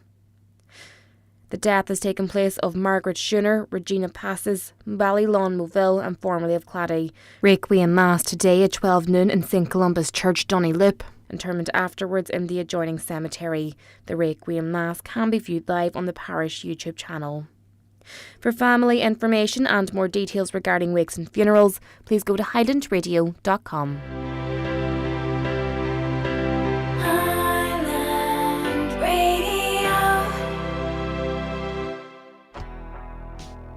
Introducing Instagram teen accounts with new built-in protections. Teen accounts are private by default, helping to protect them from unwanted contact. And teenagers under 16 require parental approval to change these protections. Instagram teen accounts, new built-in protections for parents' peace of mind. Learn more at instagram.com/teen accounts. Welcome back to the 9 till noon show. Monday's 9 till noon show. In fact, it's 10:10. Right, good opportunity to catch up on some of your comments. We had Jerry Lane in here, and Mary says, well said, Dr. Jerry Lane. Change of mindset seriously needed. It is the biggest problem. Another, we know speed kills. Why we have vehicles that break the national speed limit by 70 that can go to 200 kilometres per hour. It's like giving a child a bag of sweets but not allowing them to eat them. Not many L roads suitable for cycling on or walking, especially summertime. More traffic and the roads met with bushes, briars and overgrowth. I hear where you're coming from, but that is how people get from A to B in a push bike or walking. So whether they're fit for them or not, we do have to share that space between buses, tractors, cars, cyclists, walkers. We're all on these old roads. And as I say, Garda aren't going to enforce them. It's a nonsense to suggest Garda can enforce speed limits on old roads here. I mean, if one of them wants to head up a road with a speed gun, that's fine, you know. But I mean, that's not going to happen routinely. They can't even really have the resources to do the R's and the N's. That's down to GoSafe mostly. Speeding fine of €160 and 3 penalty points through the post today for going 109 in a 100 kilometres. Going 109 in a 100 kilometre zone. Late Friday night, big empty wide road, new speed camera at Newtown, Cunningham. Beware, folks. Again, you're 10% over the speed limit there. I'm not saying I wouldn't do it because I'm not an angel. I'm not saying I would either. But my point is if I was done at 109 in a 100 zone, I'd have to put my hands up and say, fair cop, you got me there. Hello, Greg. I'm living in the countryside of Convoy and our broadband is still not fixed from the storm. The wires are broken and hanging around the trees and on the road. We've reported it to Air, but can you help to see if any updates are there? Because I work from home and the hotspot on the phone is not very reliable. I'd appreciate any help. Thanks a mil. Yeah, the hotspot, not great in the phone. I know this sounds like I'm gaslighting you maybe, but if you put your phone on the windowsill, it does tend to help. If, rather than in your pocket or beside your laptop. Maybe you're already doing that. That's not the point, though. You want your broadband back. You're paying for it, for crying out loud. Hi, Greg. We've no Sky broadband going on 3 weeks in Rock Hill, Bonamy area in Letterkenny. Caroline, we will check with Air to see what the update is on the infrastructural repairs in Donegal. Even if they get, we'll do it again. Good stuff. Don't talk back, Caroline, when I'm talking, please. I'm in bother now. I'm going to get slapped. I'm only joking, Caroline. We did check last week. We're going to get an update. Caroline's the boss, of course. We're going to get an update and we'll find out when they hope to have everyone on. If we can get specifics, great. I don't think we can. You had Brian Cannon on last week. Well, it's not. Oh, Brian Canning, yes. You had Brian Canning on last week on how new speed limits in L roads and R roads, etc. And I mind him saying Ardra to Ardahi Road was going to remain at 80, but it's 60 for the first part, then 80, and a few mile further, last stretch, it's 60. Now another R road, then it's 60 on a stretch of the same road back to town is 80, and sure, that can't be right. Are you switching between R and L roads there? We'll double check with Brian what the story is there. Read the stabbings in Dublin. Will you cover the truth? What about the 3 kids stabbed and their teacher? When are we going to hear justice be done? Seriously, folks, there is no... I don't understand what you're on about. Those 3 children were stabbed. Terrible situation. Their teacher was stabbed. One of the girls has to relearn life, effectively. I don't remember the man's name, but he's been named, he's in prison, he's charged, and he's due before the courts. If we start talking about stuff like that, then the person who may well be responsible gets off. If you start trying and talking about an ongoing court case, either on social media where you're allowed to, but particularly on a show like this where we're not allowed to, that is a defence for that person. I mean, I don't understand how people don't understand that. The man has been arrested, he's been charged, he's in prison, he's been named, and he's due before the courts. Any conversation about that could jeopardise a conviction, and I certainly don't want any hand, act or part in that. What else is there to say about the stabbings in Dublin? 3 people randomly slashed with a Stanley knife. The person thought to be responsible has been arrested. He's not IPAS, he's not a refugee, he's from South America, and now will be charged and will have to go through the court. And again, any presumption or suggestion of guilt once he's charged could be used as a defence. The defence might argue, how can my client get a fair charge when he's already been convicted in the court of public opinion? It's simply not how it works. It's not that no one wants to scream from the rafters and say whatever they like. I can't say everything I want to say on this programme because I'm simply not allowed to. And I certainly wouldn't want to say anything, generally speaking, but certainly I wouldn't want to comment on a specific case and give a person a defence that they wouldn't ordinarily have. Good morning, Greg. Tell them DigiWeb customers to try and change their DSL cable on with DigiWeb, and it worked for me. The power outage damaged the cable with a power surge. Okay, so that's the DSL cable. Is that the cable from the box to the router? Is that the cable that went on you?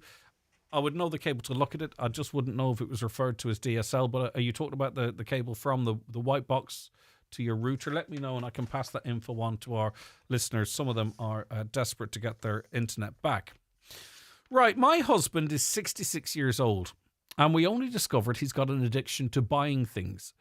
We discovered this when I realised he spent, wait for this, €30,000 of his retirement pension on buying and gambling on the most ridiculous things. He never gambles on regular things like horses or football, hence it was harder to spot. I can't get him to stop, and now that he's retired, it's got worse. I have to restrict his access to our account, but it doesn't stop his lies and borrowing from others. I've had to tell many of my friends not to lend him money, no matter what he says. It's so embarrassing. Don't be embarrassed, because I think most people would understand that people have addiction. But what is the advice here? I wonder if you've spoken to him. Does he recognise he has an addiction? Would he speak to an addiction counsellor?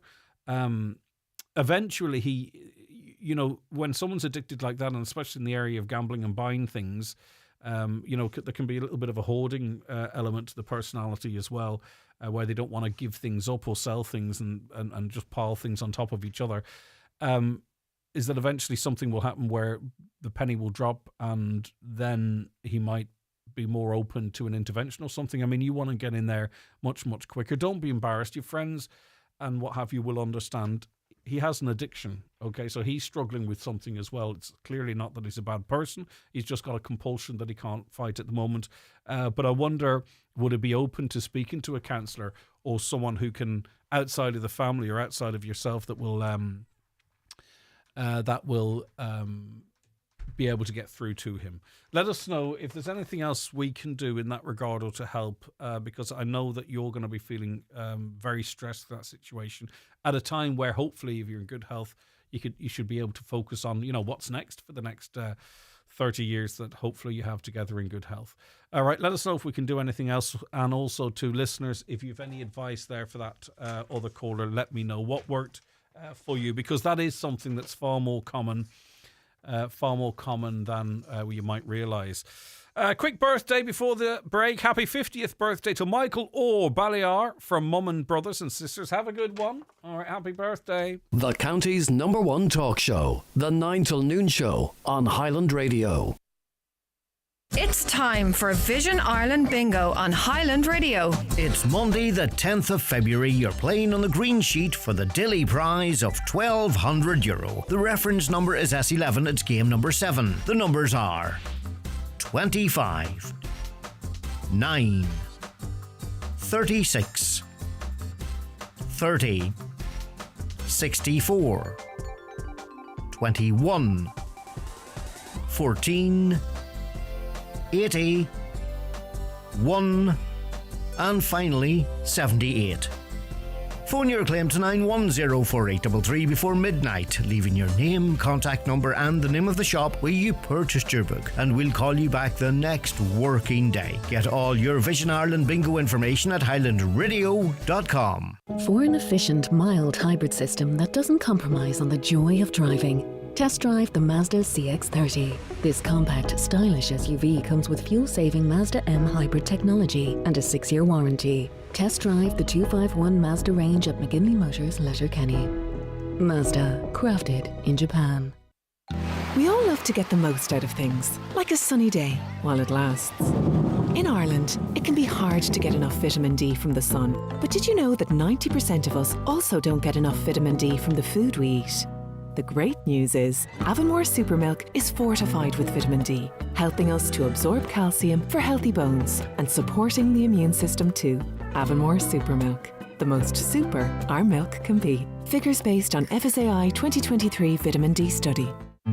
Electric Ireland Superhomes can help you achieve a cosier, healthier and more energy efficient home, and one with less carbon emissions. They look after your home's retrofit from start to finish, including management of SEAI grants. Visit electricirelandsuperhomes.ie and start your journey to a superhome today. Grants offered are provided by the Government of Ireland through the SEAI.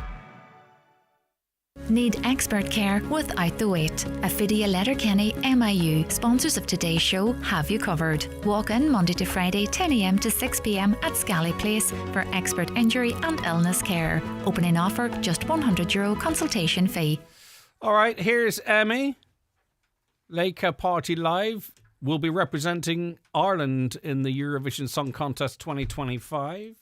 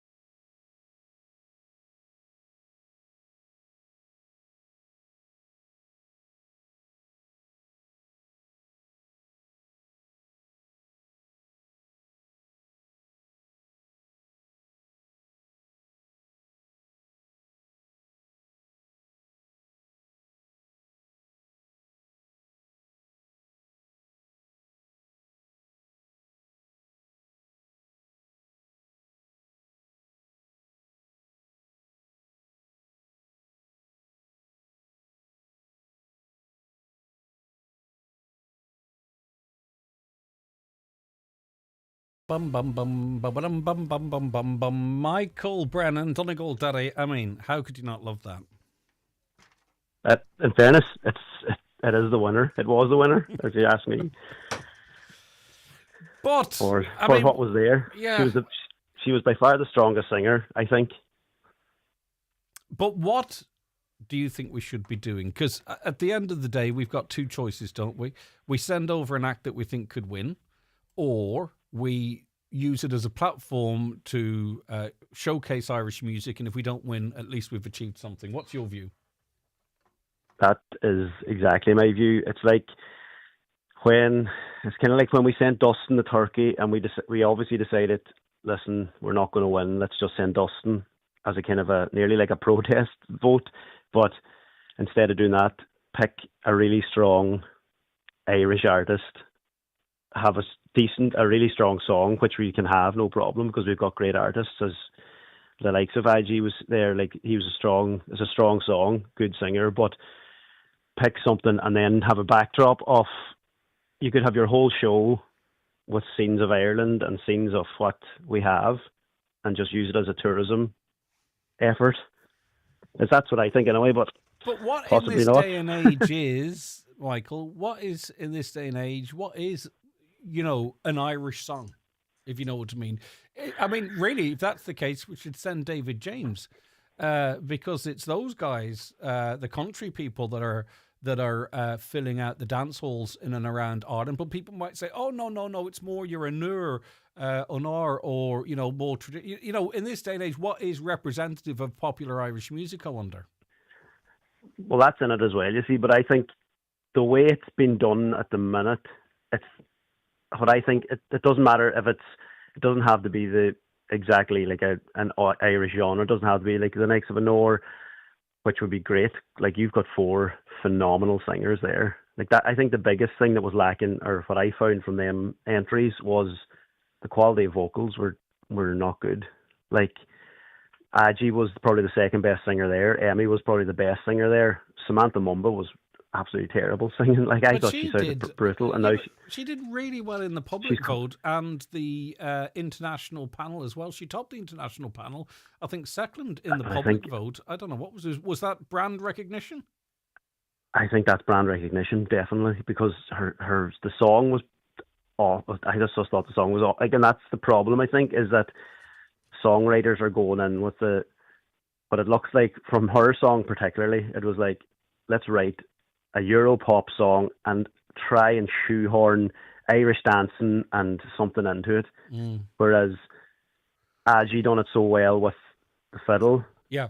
He brought it in without it being kitsch, if you know what I mean. He made it was part of his songwriting, whereas I think the songwriting for Samantha Mumba's was very much, let's just try and shoehorn Irish twee into it, and then we'll hope that she'll get it because of her name. All we were missing was T-shirts with Ara Bagara on them.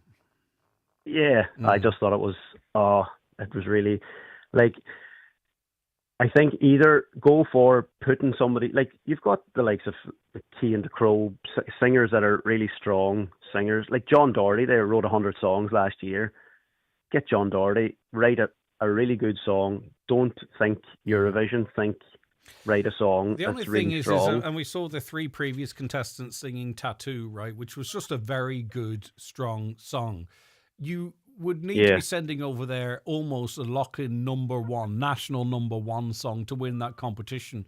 Do you know what I mean? And no disrespect to our Irish songwriters, are we seeing that? Not good music, not, oh, that's quite good, that'll get some radio plays. I want about like a lock-in number one song like Tattoo, but it's either that or you go the camp sort of poppy route. But even, I think as well, if we're going for to go for that Euro sound and that Eurovision song, the likes of, give it to Bobby Arlo and say, right, because that's her genre of music. Don't have these songwriters that are just going in that write other, like, they don't write in that genre. They write whatever stuff, and then they're trying to just shoehorn Irishness into a Euro pop song, and they're like, sure, that'll do. Whereas the likes of Bobby Arlo, that's what that has her niche, her genre. Like, get people like that to write it. But it's just, I would rather them send out somebody with a strong, like the likes of Rock and Roll Kids. It is, in my opinion, probably the best Eurovision song that ever was.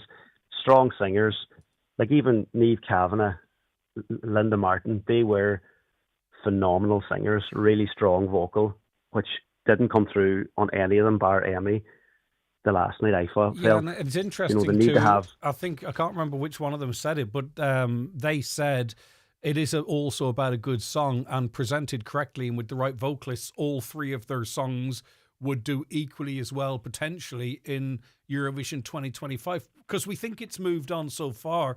But you couldn't argue with them. If you'd never heard either of their three songs again and they went out there and knocked it out to the park on the night, they certainly could be up there in the top three. Yeah, exactly. And like, I don't know then, was it the TV or what was it? But the song Growth, that Nile song, they were all raved. The panel raved about how amazing he sounded, but to me, might have been different. I just thought he didn't sound. Yeah, because that's what I mean. It could have been. It could have been different in studio, and maybe when you're watching, I listened to it again last night without watching the performance as well, and it was not good. And I see Samantha Mumba's coming out today, giving out about the panel, and I was like, in fairness, I thought Arthur, everything he said was on point every time. I just thought he was.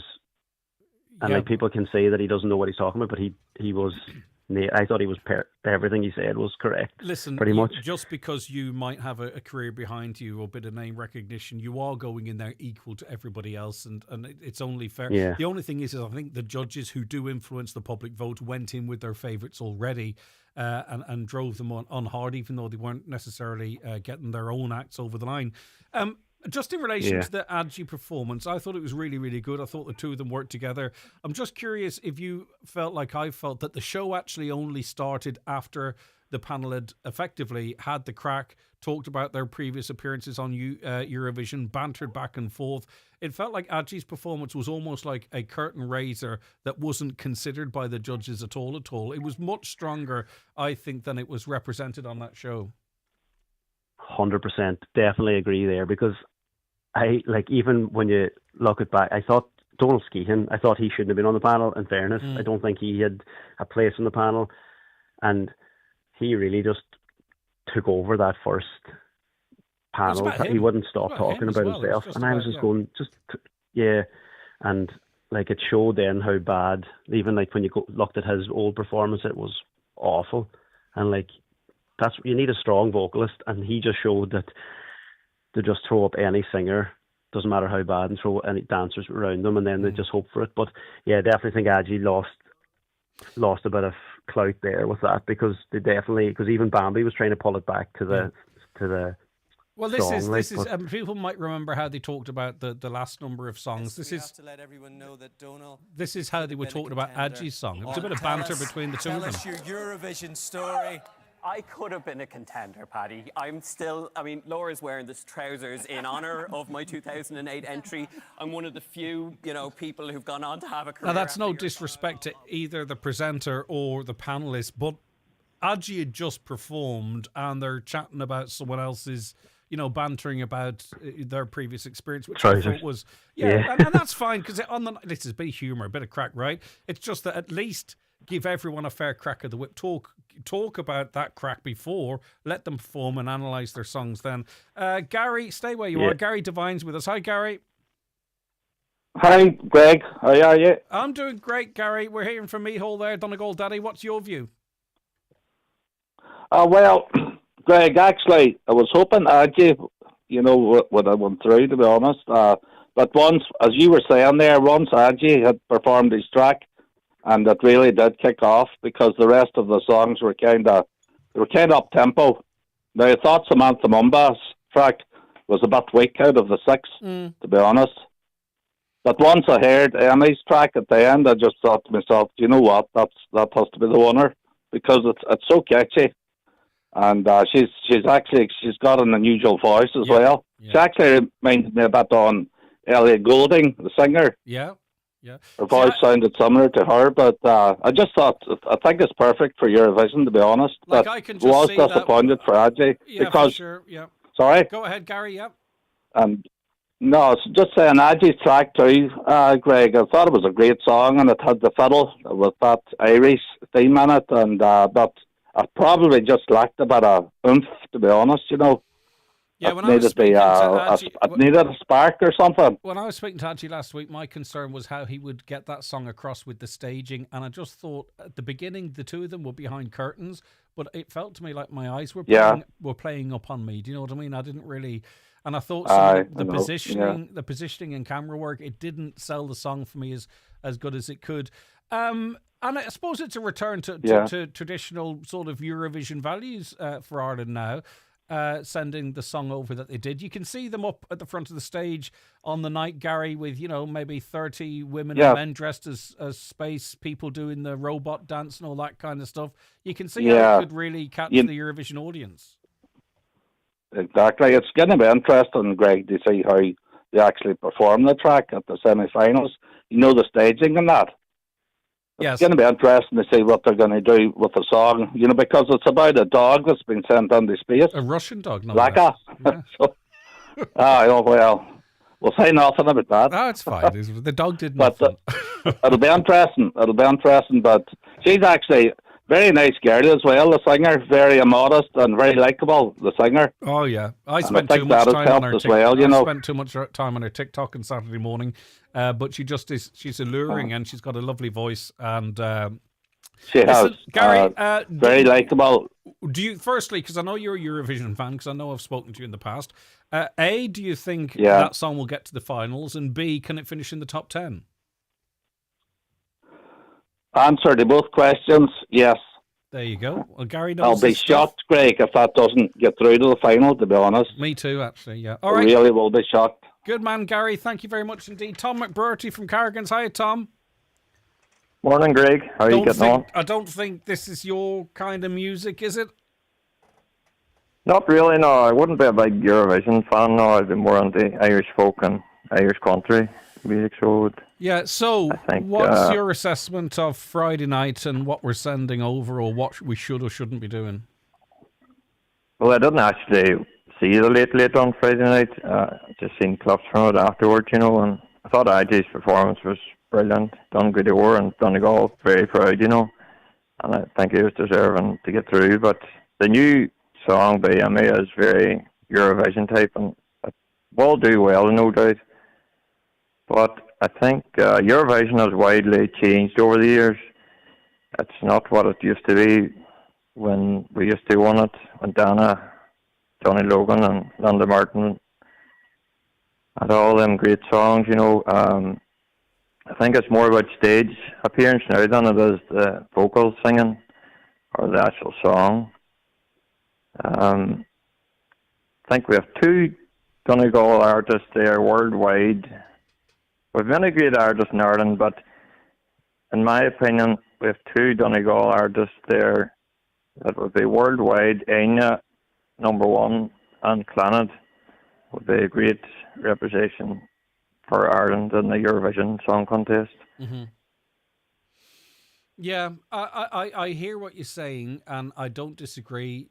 Fantastic. Moya would do an amazing job, and you know what? We stole the show with Riverdance, so you could have a certain type of music with a great stage show as well. It's just that, we're being very sort of proud and Irish like we might with our rugby teams or our football teams, and I don't think it's that, Tom. I think it's just a cheesy song contest. For people just to dance around to, if that makes sense. I don't think it is. Oh, it is, surely. I don't think it is. You're right, Greg. All right. Brilliant stuff, Tom. Great to chat to you. Mihal, we tried going back to our roots, didn't we? And that didn't work. And then we sent a turkey over. And now we're just embracing the whole bloody thing now altogether. Yeah, that's it. But, I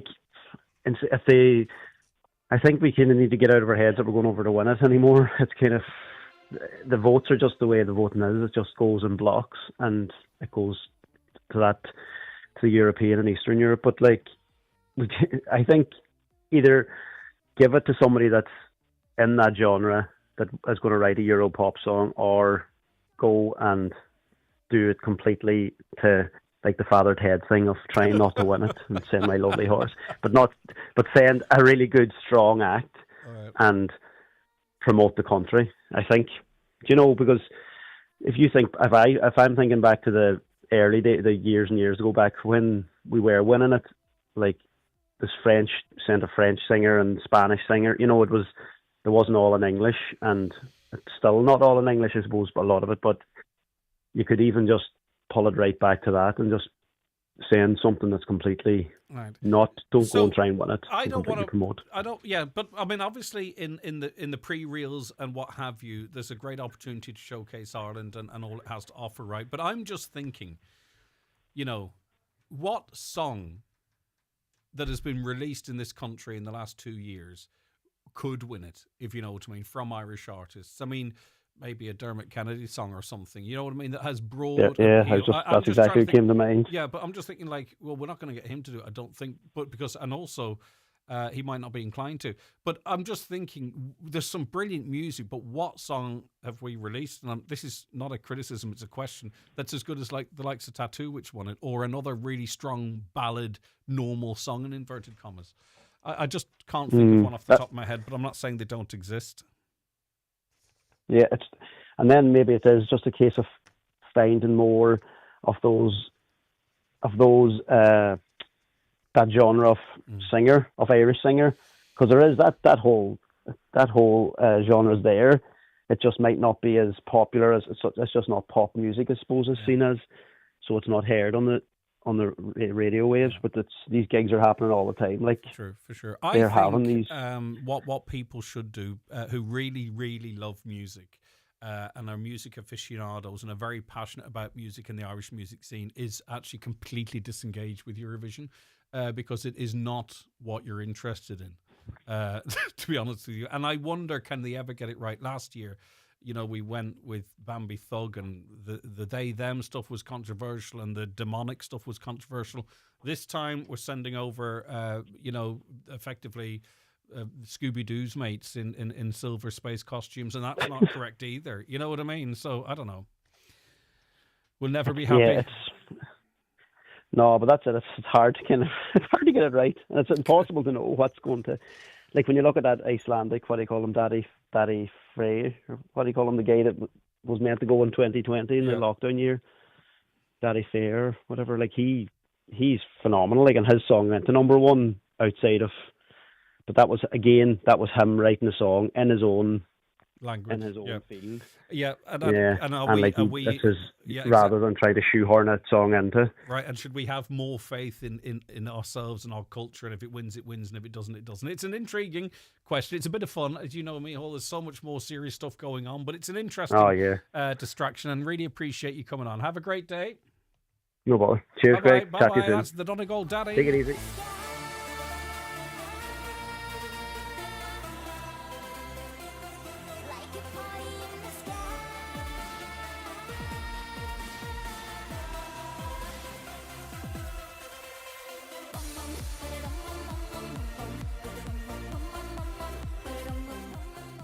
Affidia Letterkenny MIU, proud sponsors of today's show. Get expert treatment for breaks, sprains, burns, injuries and illnesses. Opening offer €100 consultation fee. Walk in Monday to Friday 10 a.m. to 6 p.m. at Scally Place. Home store and more? Frying pans, baking tins, kitchen galore. Bedding and curtains and home decor. Find storage and cleaning and so much more. Smile as you walk through our door. More choice and more savings we're famous for. So come and discover your favorite thing. Home store and more. A happy home. Right now, at B&Q, painting just got cheaper. Save big on brands like Dulux and Lick. With incredible savings across selected interior paint, you can transform your space for less. Shop in store or online at DIY.ie. Hurry, ends 3rd of March. You can do it when you B&Q it. Subject to availability. See DIY.ie for details. At My Home, we hate complicated. That's why our new app now offers a great range of features like our enhanced map search access to My Home Eco Rating, as well as our all-important property email alerts, which means you have everything you need to find your new home right in the palm of your hand. Download the new My Home app today. Switch to solar and save. Cut your energy bills with efficient renewables. Trusted since 2009. Solar is clean, affordable and now more rewarding with a €1,800 SEAI grant and 0% VAT. Order by March 1st and get your free BER assessment. Don't miss this chance to save money with efficient renewables. Call 074 970 8320 for a free quote today. Connect Hearing is open for free hearing tests. Our audiologist is available Monday to Friday for wax removal services at our Letterkenny clinic in the Courtyard Shopping Centre. We also offer a home visit for those who aren't able to visit us. Our hearing is our social sense. Are you finding hearing more of a challenge? Call Ursula today on 07491 13296 to make an appointment. Good hearing helps us to connect to our family, friends and loved ones. Connect Hearing, connecting you to life. Calling all lovers. We have everything you need this Valentine's at Centra. Like inspired by Centra Fresh Irish Angus Sirloin Steak 440 gram, only €8. Cadbury Milk Tray 360 gram, only €8. And Graham Norton Sparkling Italian Vino Frizzante and Rosé, €8 each. Spread the love. Centra. Live every day. Enjoy alcohol sensibly. Right, we are joined in studio by our next guests now. They are Sophie McKenna. Hi, Sophie. Hi. How are you getting on? Good, how are Good you? stuff, I'm all right. And also Grace Gallagher. Hi, Grace. Hi. How are you? I'm doing good, how are you? Are you nervous? No. Good. Are you, Sophie? No. I'm nervous. I'm breaking it. No, I'm only joking. Both of you are transition year students from Loreto in Letterkenny, and you're taking part in the Young Social Innovators competition. Sophie, I'll start with you. What is your project? So our project is called Revive Our Roots, and our main aim is just to promote the Irish language and culture through our project. And how do we do it, Grace? So basically what we've been doing so far is obviously, as Sophie said, trying to revive the Irish culture and language. So we've been using just bits of Irish here and there and posting on social media easy words that you can say in Irish, and then just posting some cultural videos and stuff just to remind people about their background and their heritage, just so, because I know a lot of people don't really know about their own culture when they are Irish, so we just thought we would boost that up a bit. And part of that can be how we interact on an everyday basis. And I think one of the suggestions that you have is that we maybe interact with our phone through the medium of Irish. Are you on about sort of menus and things like that? Yeah. So definitely we've been trying to make Irish more accessible on phones, because at the moment it's not really much of an option. So that is definitely our next aim, to try get it more accessible on just not iPhones but other devices. What's available at the moment, Sophie, if someone wants to sort of use more Irish on their phone? Well, some apps do have it. I know TikTok, you can switch the language to Irish, but on your phone, so you know our phones are set on English, well, most phones, and then you can switch the language to Spanish, and there's Italian and all sorts, but there's no Irish setting. So that would be when you go into settings, vibration, silent, all that kind of stuff. The alternative to English is available in the likes of Spanish, Portuguese, French, but not in Irish at all. Irish just isn't available, and don't really know why, because it is a language, so. Yeah, and Grace, it's just not even an option. Yeah, even if you go on to, because I know there's a setting, and when you go into apps, just to change the language you're given, loads of these languages you're given: Arabic, you're given French, you're given Portuguese, Japanese, but you're not even given Irish. And it is a bit discriminating, because if you think about it, we are a language. But why? The question is, I wonder why, especially considering Apple is so heavily represented in Ireland, why is there a German option but not an Irish option? It'd be interesting to find out from the company. Yeah, I think, in my opinion, it's because not a lot of people know about the Irish language, if you get what I mean. It is known, but not a lot of people know how to speak it. So you have these big companies that they're going to stick to the main languages of these bigger countries, like the United Kingdom and stuff like that. Obviously, you're going to get English and stuff. But for a country like us, you're just not really going to get the option for Irish, I feel in my opinion. Yeah, and so if you get US English, you get UK English. So there's 2 English options. Yeah, 2 English and no Irish. And none for Irish. I suppose maybe they might say, yeah, but if we give this option, how many people are going to avail of it? But it's a chicken and egg. You don't know, Sophie, do you? You know, until such time as you give people the option, you don't know what the uptake's going to be like. Yeah, definitely. But if the option was there, it would encourage people to use the Irish language. And if when you're seeing a language, you're learning it. Like if you see on the roads, like Gomal be written on the road, that's slow because you see it often. So it'd make the Irish language more, like it'd make people more like they'd speak it better. It's more living, isn't yeah. it? It's more interactive in our everyday life. I know exactly what you're saying. And Grace, how are you representing this in the competition? So recently we have set up a petition called just to gain Irish language on iPhones. I think that's the name of it anyways, somewhere around that. And in the description of it, we just talk about like why it is so important to get the Irish language on iPhones, because I know on Androids it's a bit of a more of an option, if you get what I mean, but then on iPhones it's very limited, because I know when I changed my phone date, because it was me that discovered it, when I changed my phone date, the only thing that changed was the date, and I was like, why is nothing else changed? And I went back and refreshed my phone, like I had to power it off and everything, but then I realised, I was like, that is the setting on, nothing's changed except the date. And I was like, right, I understand the month is February or something, and I was could like, have picked an easier one. Yeah, I could have picked an easier one, like January, right, it's January, and I was like, okay, I know that, but why am I not getting the option for like, just like on messages and stuff? Yeah, and the keyboard layout, for an example, access to photos and what have you as well. Sophie, I suppose in a way, it is about iPhone and having Irish, available on iPhones more greater.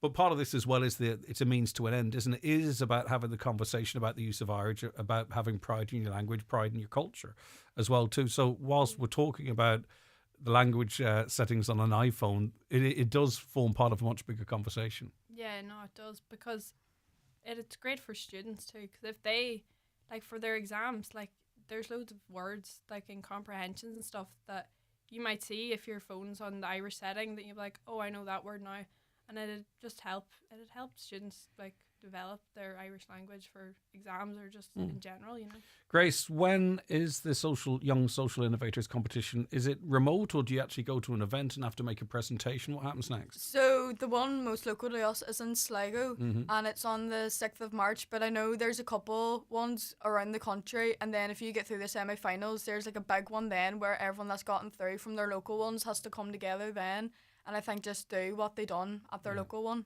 So it's about promoting the there's a, what do you call it? Something you can sign. What's that called again? A petition. A petition, that's it. Couldn't think of the word petition.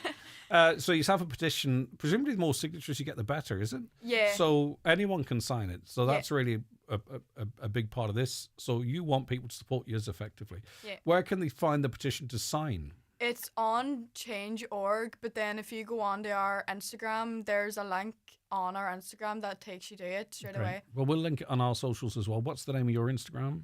revive_our_roots. Okay.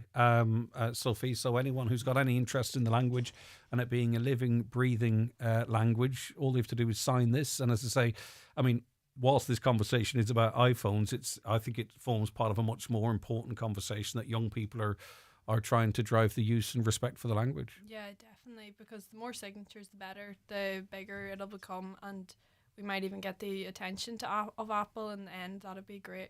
Why not? I mean, it's not a big deal for them. No. If they wanted to, is it? I mean, it was just a case of them wanting to do so. Yeah.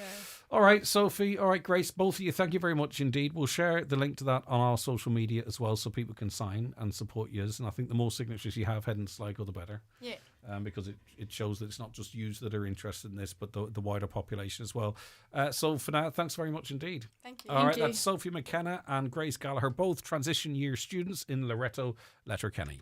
Affidia Letterkenny MIU, sponsors of today's show. Get expert treatment for breaks, sprains, burns, injuries and illnesses. Opening offer €100 consultation fee. Walk in Monday to Friday 10 a.m. to 6 p.m. at Scally Place, Letterkenny.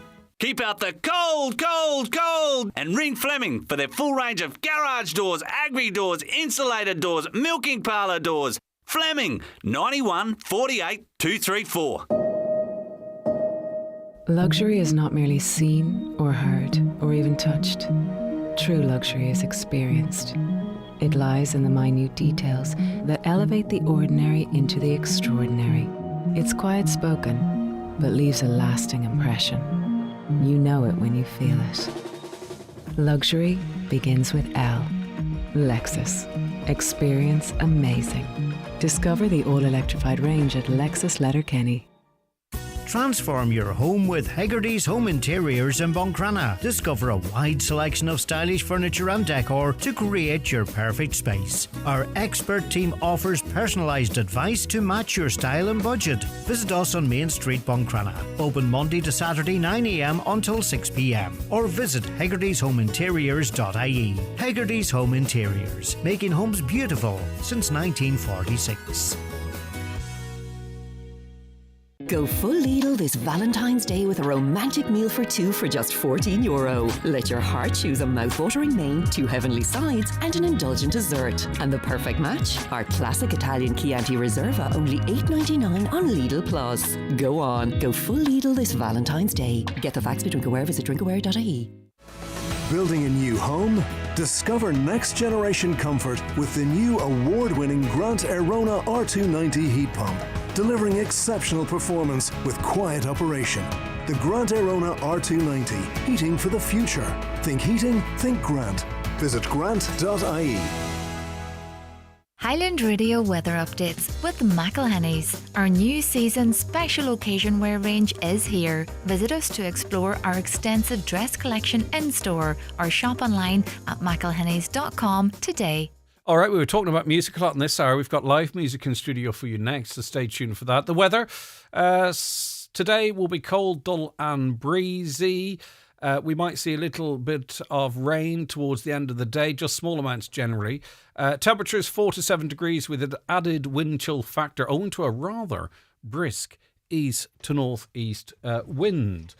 Right, thousands of young entrants to Eurovision left disappointed that an artist who didn't even enter the competition was invited to become the sixth song. Wildcard choice. It's not RTE's role to revive someone's career. Recall a comeback Dublin concert cancelled after just 25 tickets sold. The two judging panel had their parachuted artist join leader before the public vote decided the outcome. Right, I wasn't familiar with the background to all of that. But there you go. I mean, it is only a wee song contest, but I suppose it could be really quite significant for someone missing out on that opportunity. All Samsung phones are available in Irish. Here is my phone. WhatsApp is also available in Irish, indeed. And the girls reference that. A lot of young ones use iPhones, though. Can't get through to their heads to go to Android. But anyway, there you go. Same road. This is the road we were talking about. Same road. It's all R road and 2 different speed limits, 60 leaving and 80 back. What can work? And R road should be 80 anyway. Right, let's check in with the council in relation to that. It could be an oversight. Yes, Greg, that DSL cable is the from the white box on the wall to the router.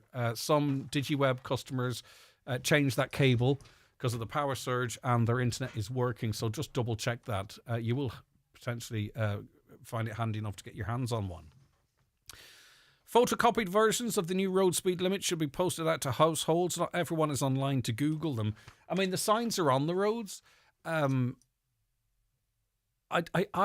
maybe people are different. I would find it difficult to look at a map and take in the roads that we're talking about. You know, your R roads are your main trunk roads, generally speaking. Your N roads, your N13, your N14, N56, right?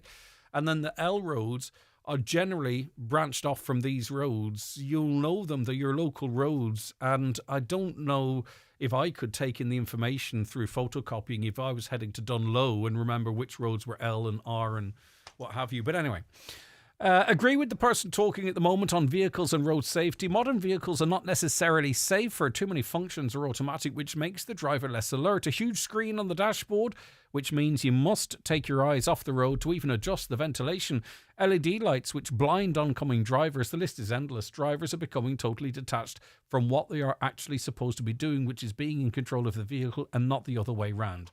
I don't want to put my hands up and sort of give in but I think we're only going to see meaningful changes in the amount of people that very tragically lose their lives on our roads when cars effectively drive themselves automatically. And that is happening now. All across America, Teslas can effectively drive themselves. There are other vehicles working on that technology as well. And for me, that's probably going to be the only way we're going to start drastically seeing these reductions, because we're very stubborn as humans to change our habits. Need expert care without the wait? Affidia Letterkenny MIU, sponsors of today's show, have you covered. Walk in Monday to Friday 10 a.m. to 6 p.m. at Scally Place for expert injury and illness care. Opening offer, just €100 consultation fee. Cabin crew, prepare for landing. Wow, that was a quick flight. Never mind. Bondi Beach, Barrier Reef, here we come. Holiday of a lifetime. Can't wait. Me neither. Ladies and gentlemen, we'll shortly be landing in Austria. Austria? We're supposed to be going to Australia. Oh, what have you done? I should have gone to Specsavers. Book an eye test online. Does anyone have any long trousers I could borrow? I'm looking forward to this to purge the chorus of the Eurovision song out of the head. Winston's right at it. Winston's right at it.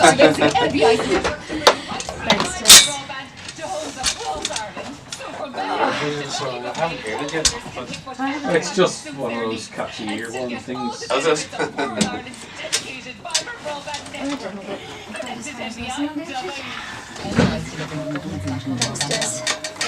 So, both of you singing or just one? You don't want me to sing, probably. Take the part? No, let's be positive. No, that is too positive. I'm doing the words a favour. I'm not singing. So you'll sing. Is anyone singing this instrumental? I'll sing. Right, so you Fisherman's Blues. could you come in underneath here? Yeah, absolutely. Christian Dior, Jimmy Choo, Clarence, Flowerball, Gucci, Calvin Klein and Burberry. The perfect gift at the perfect price. Designer perfumes from There's bingo every Monday night at Halfway House Burnfoot. Doors open at 7:30 with eyes down at 8:30. €2,500 must go. The snowball is now €1,400 on 45 numbers or less. If you're not in, you can't win. That's Halfway House Bingo tonight at 8:30. They say time equals money, so spend your money where you spend your time. No matter what your preference is, Cooney's Home Interiors has something to suit every taste and budget. With our extensive range of home furnishings fit every room and style, from mattresses and beds to rugs, mirrors and suites of furniture. Visit us in store today and see for yourself what Cooney's have to offer, and let us help you make your dream home a reality. Cooney's Home Interiors, Letterkenny Retail Park. Huge range, great prices.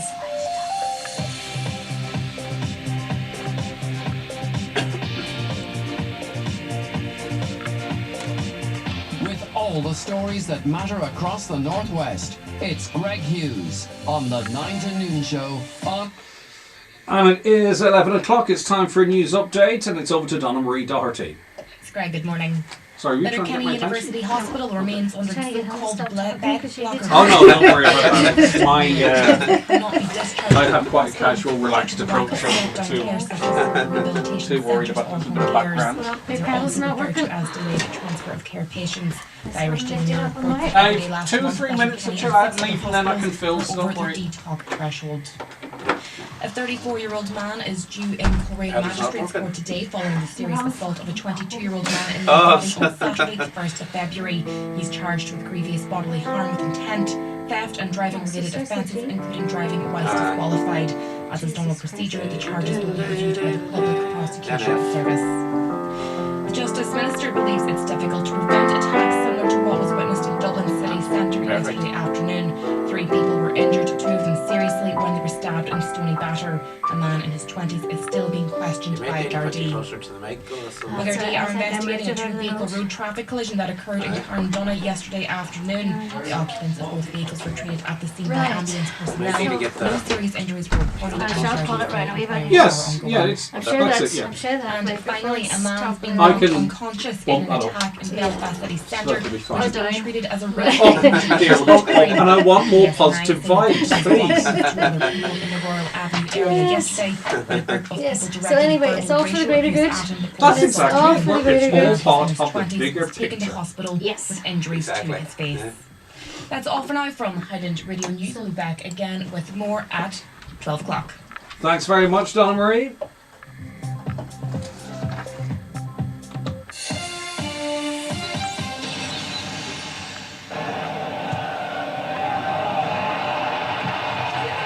Let's have a look at the replay. She sits on the couch, pulls out her phone, and just like that, she's in with a chance to win.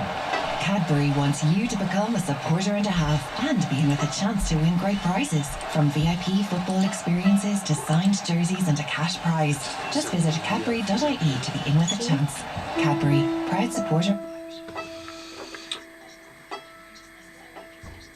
All right, we are back in studio, of course, and it's National Singing Week, don't you know? And it's a celebration that encourages people of all ages to embrace the joy of singing.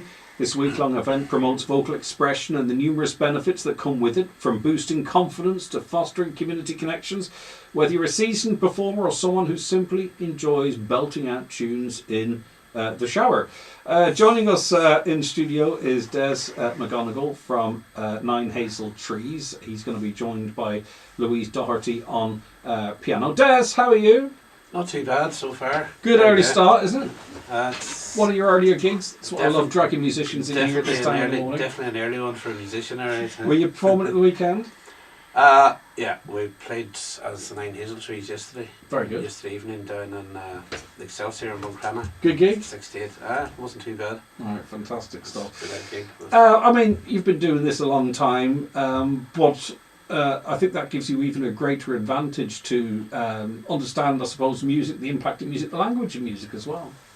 Totally. I've been playing music all my life, and it's funny, I've always, as you say, the language of always said music, what way did I put it, speaks all languages. So no matter where you go in the world, if you have a bit of music here, people always understand that anyway. Well, it's the international language, isn't it? Right? And it gives great opportunities as well too, isn't it? For does surely, yeah, absolutely. All right, we're going to hear a track from you, aren't we? As I say, it's Don McGonigal and Louise Doherty. What are you going to play for us?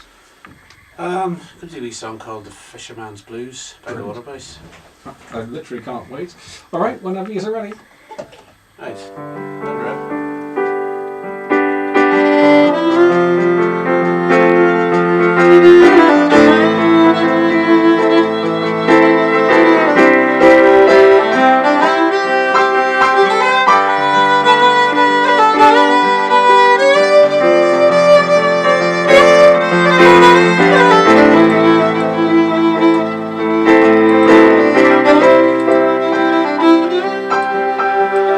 Wish I was a fisherman tumbling on the sea,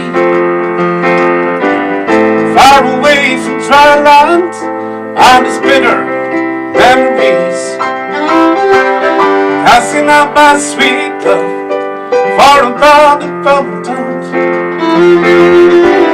No ceiling bearing down on me, save the starry skies above the clouds in my head. My arms, whoa, whoa, whoa.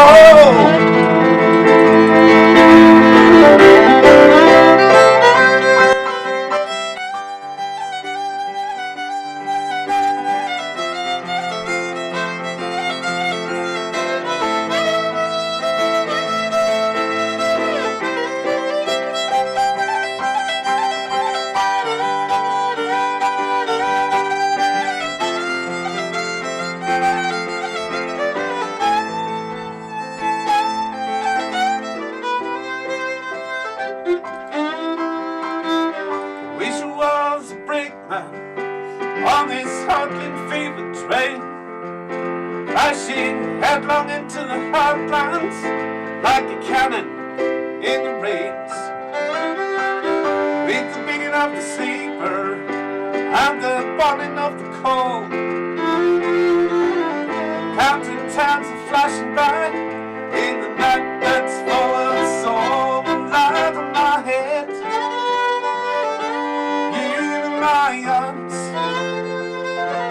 whoa, whoa, whoa.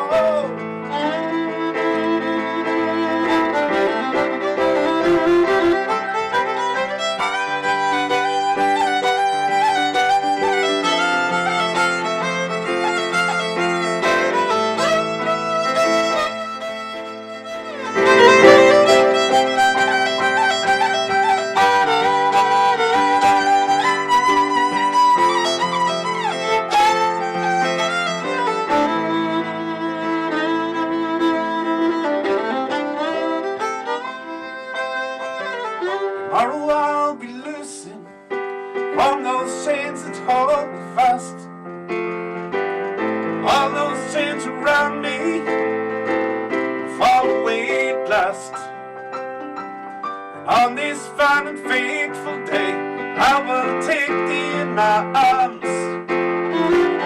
I will ride upon the train, I will be a fisherman with light in my hand. You in my arms. Oh, oh, oh.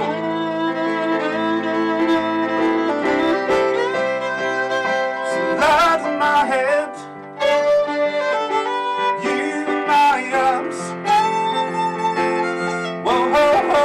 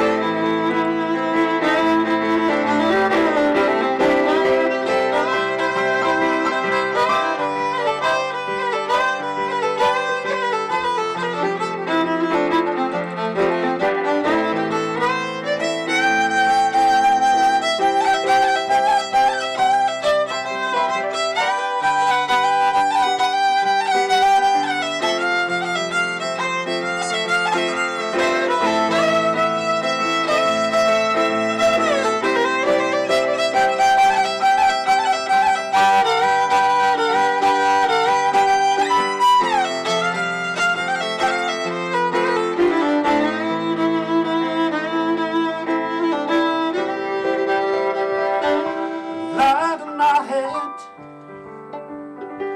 you in my arms. Whoa, ho, ho. All right, that was absolutely wonderful stuff. Des and Louise, both of you, brilliant. Thank you. Thank you so very Thank much you. indeed. All right, we're also joined on the programme by John Cutliff from Buncrana, now living in Uganda. Good morning to you. How are you getting on? Not too bad. Okay, yeah. Des is Des saying hello. Sorry, Des. John saying hello to Des and also to Louise. Amazing, isn't it? That people can make that noise at this time of the morning. I think, anyway.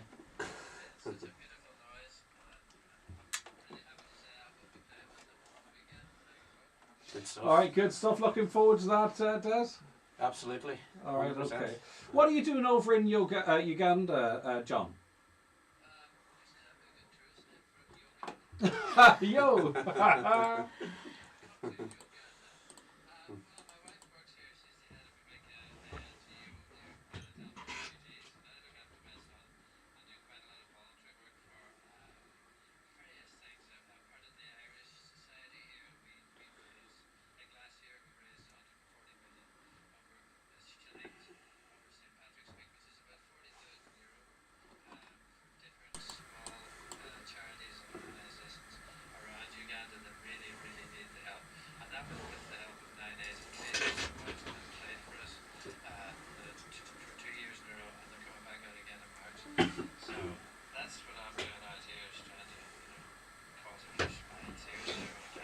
And what is the Irish Society doing there, and who attends the concerts, and how do you make money from that?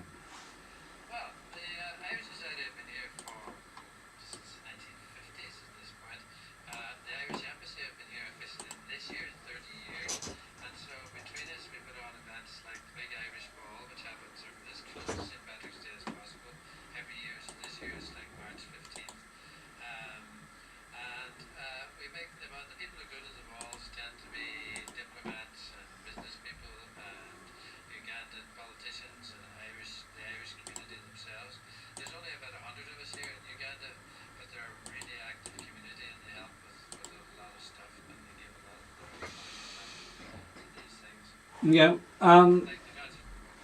yeah, I was going to say that's what we're talking about here. The concert features some amazing local and national talent, including Liam from Hot House Flowers, Mike from Stockton's Win, the Henry Girls, Gino Lupari, etc. Tickets are available still, believe it or not.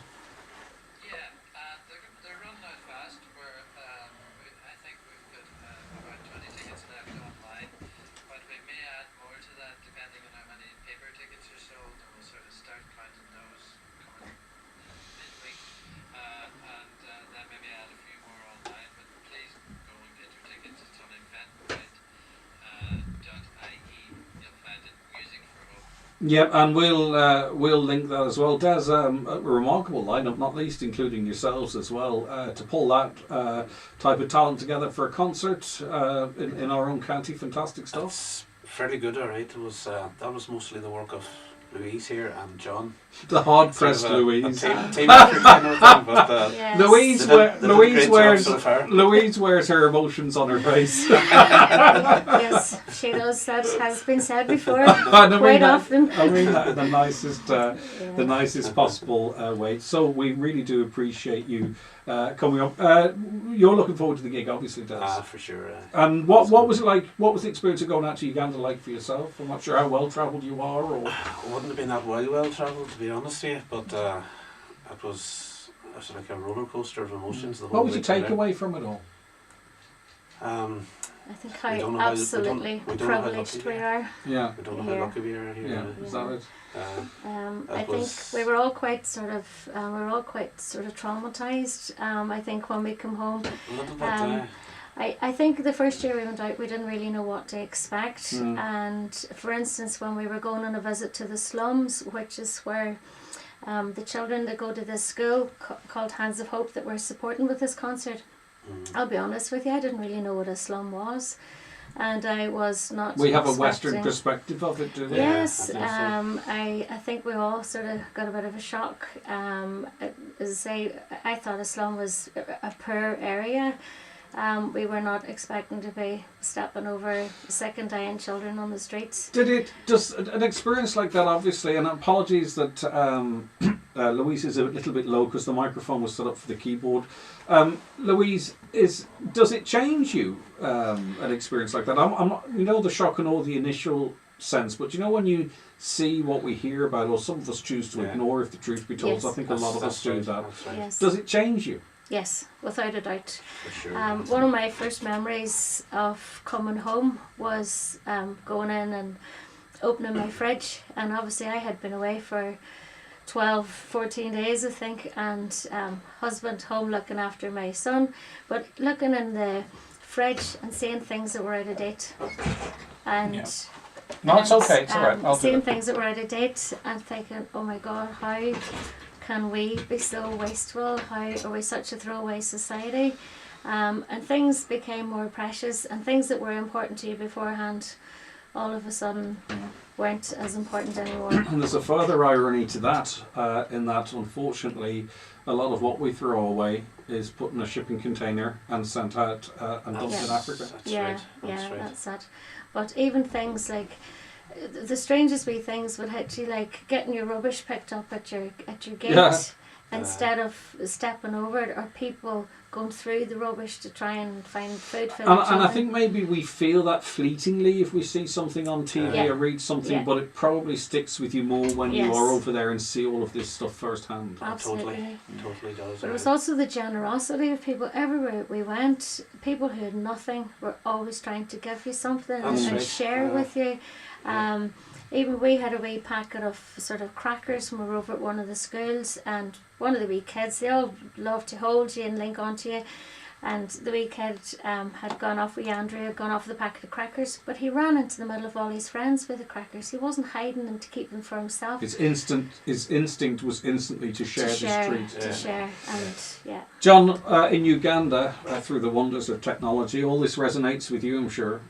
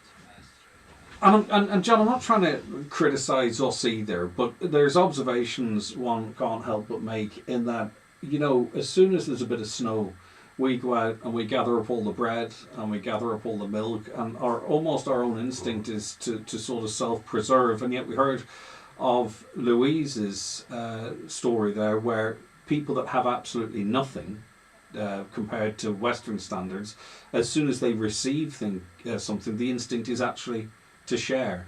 So who's got a better attitude? It's one to pause and reflect on, I think. Yeah. For definite.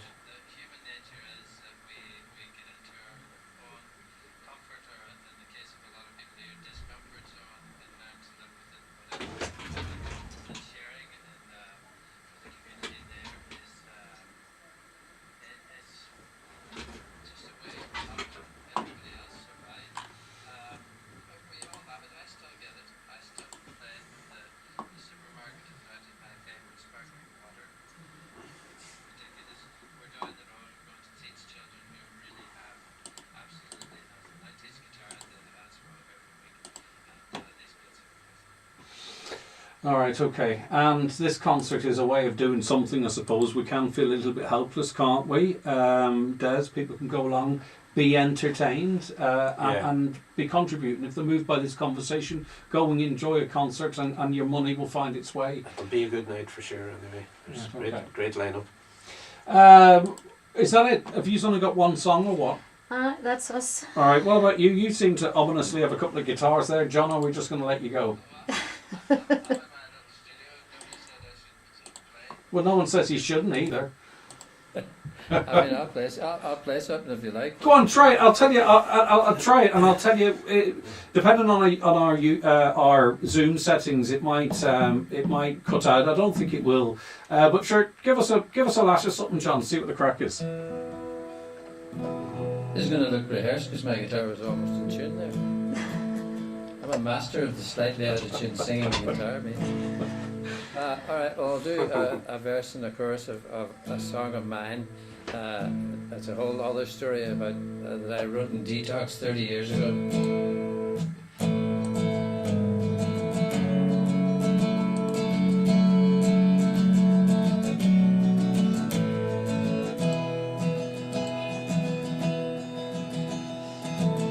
Your face is as bright as the sun in the morning.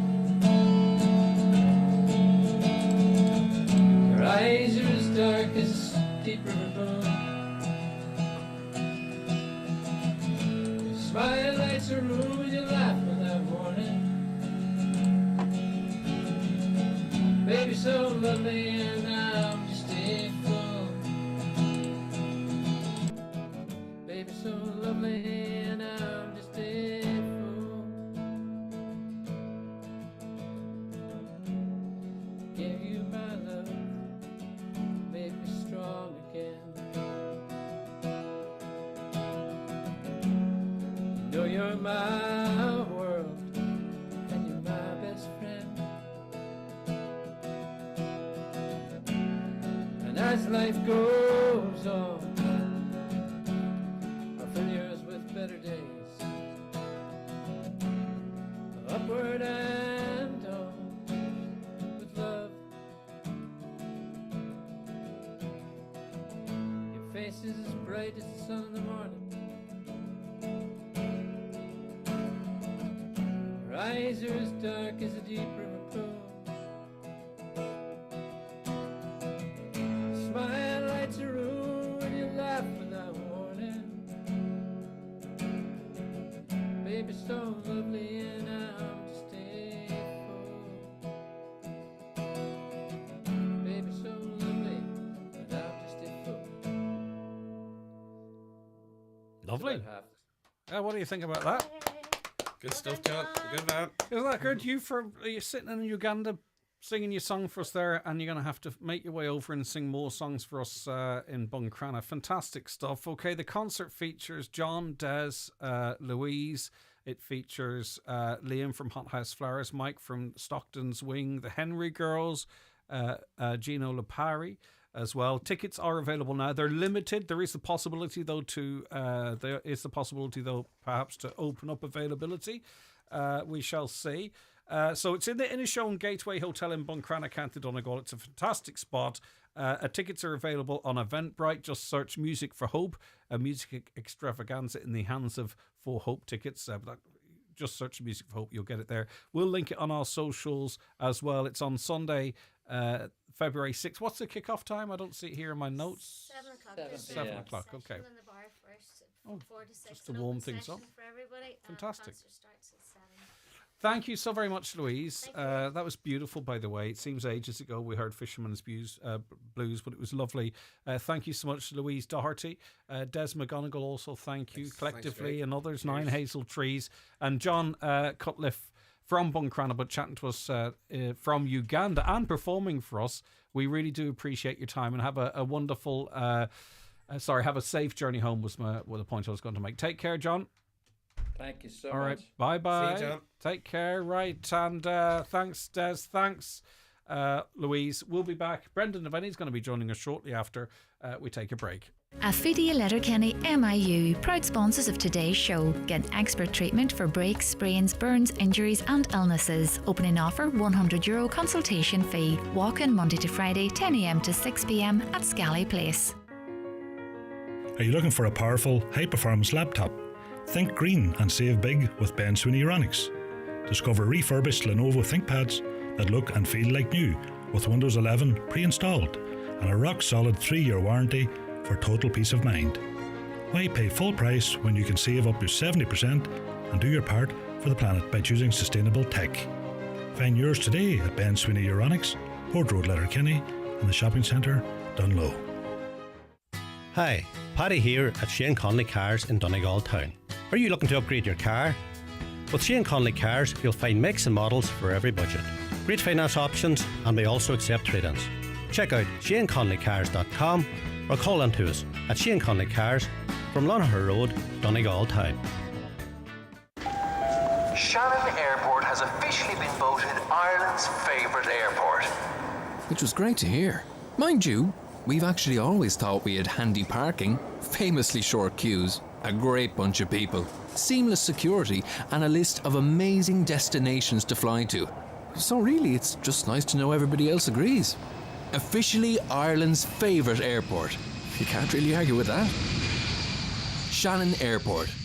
Making it easy. Ready to transform your smile? Discover the magic of Blue Poppy Dental in Letterkenny and Donegal Town. With implantologists, surgical and cosmetic dentists, orthodontists and an endodontist all under one roof, we've got all your dental needs covered. Starting your journey is easy. Call us on 074 91 20355 or book your appointment online anytime through our user-friendly patient portal at bluepoppydental.com. Blue Poppy Dental and Orthodontics, where smiles shine brighter. Highland Radio Time Checks brought to you by EirGrid, the operator and developer of Ireland's electricity grid. EirGrid, powering up communities, powering up Ireland. The time is...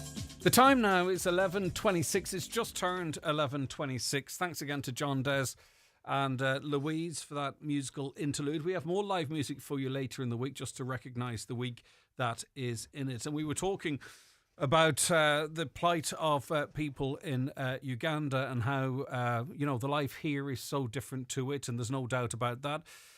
But also within a county like Donegal or a country like Ireland, there are great differences between how people are getting on.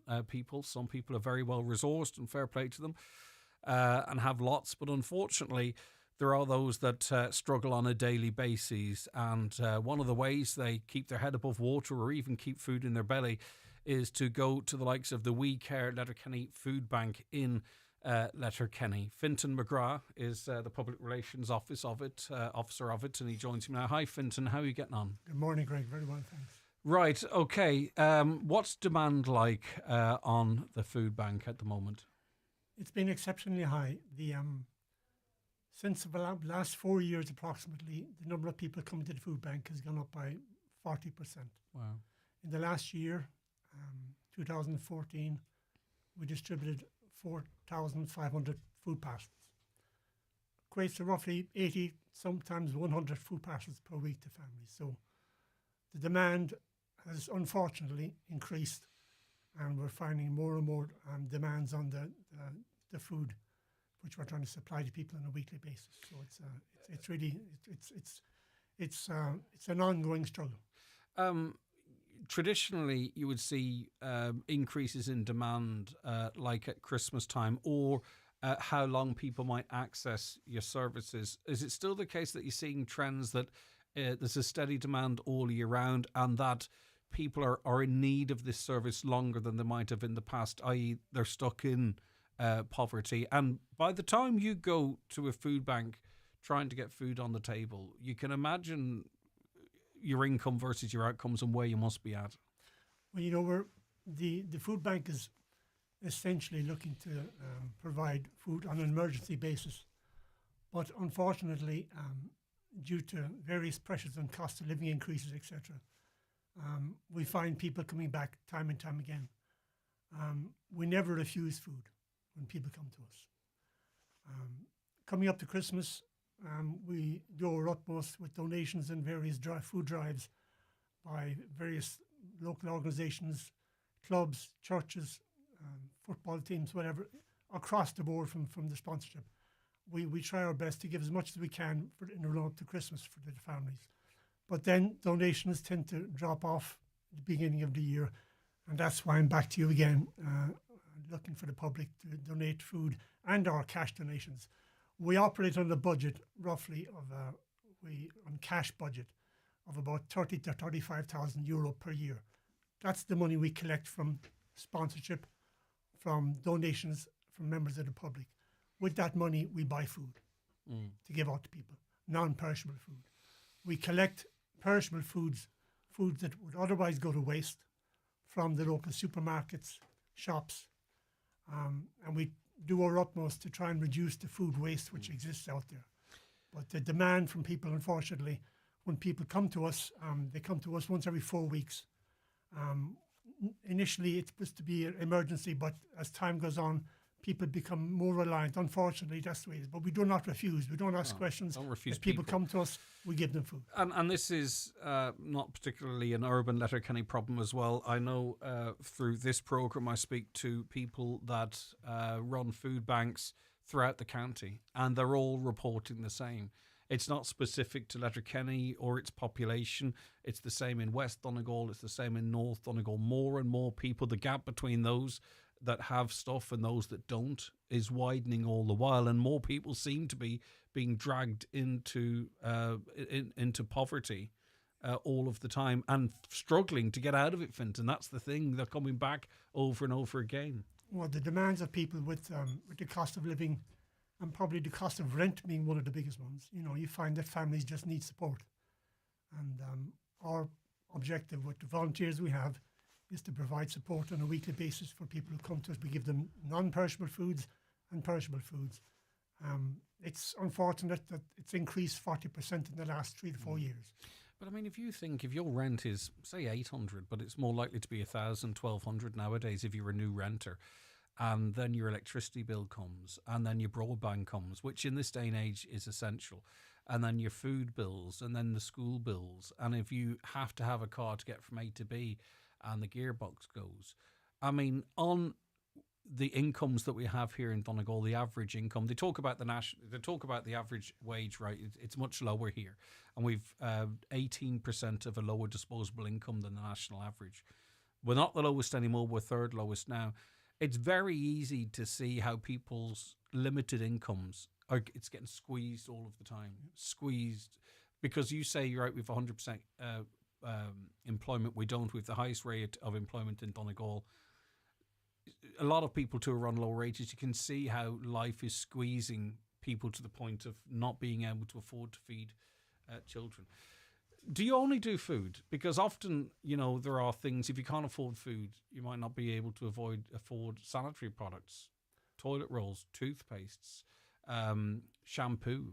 I can't imagine someone's going in and buying the stuff I'm talking of and saying, wow, I've no money for food now. I'm going to the Letterkenny Food Bank. Poverty goes beyond food, basic essentials we take for granted. We receive donations of sanitary products as well into the food bank, and we distribute that on a weekly basis. We get clothing into the food bank, even though that's normally done by St. Vincent de Paul.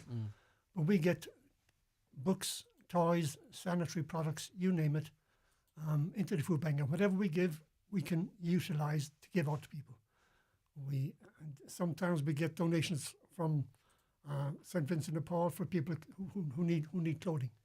But whatever we get in, we give out to people. No questions asked. WeCareLKFoodbank.ie is a new website that's been established. Is that for people to donate or for people to sort of seek support?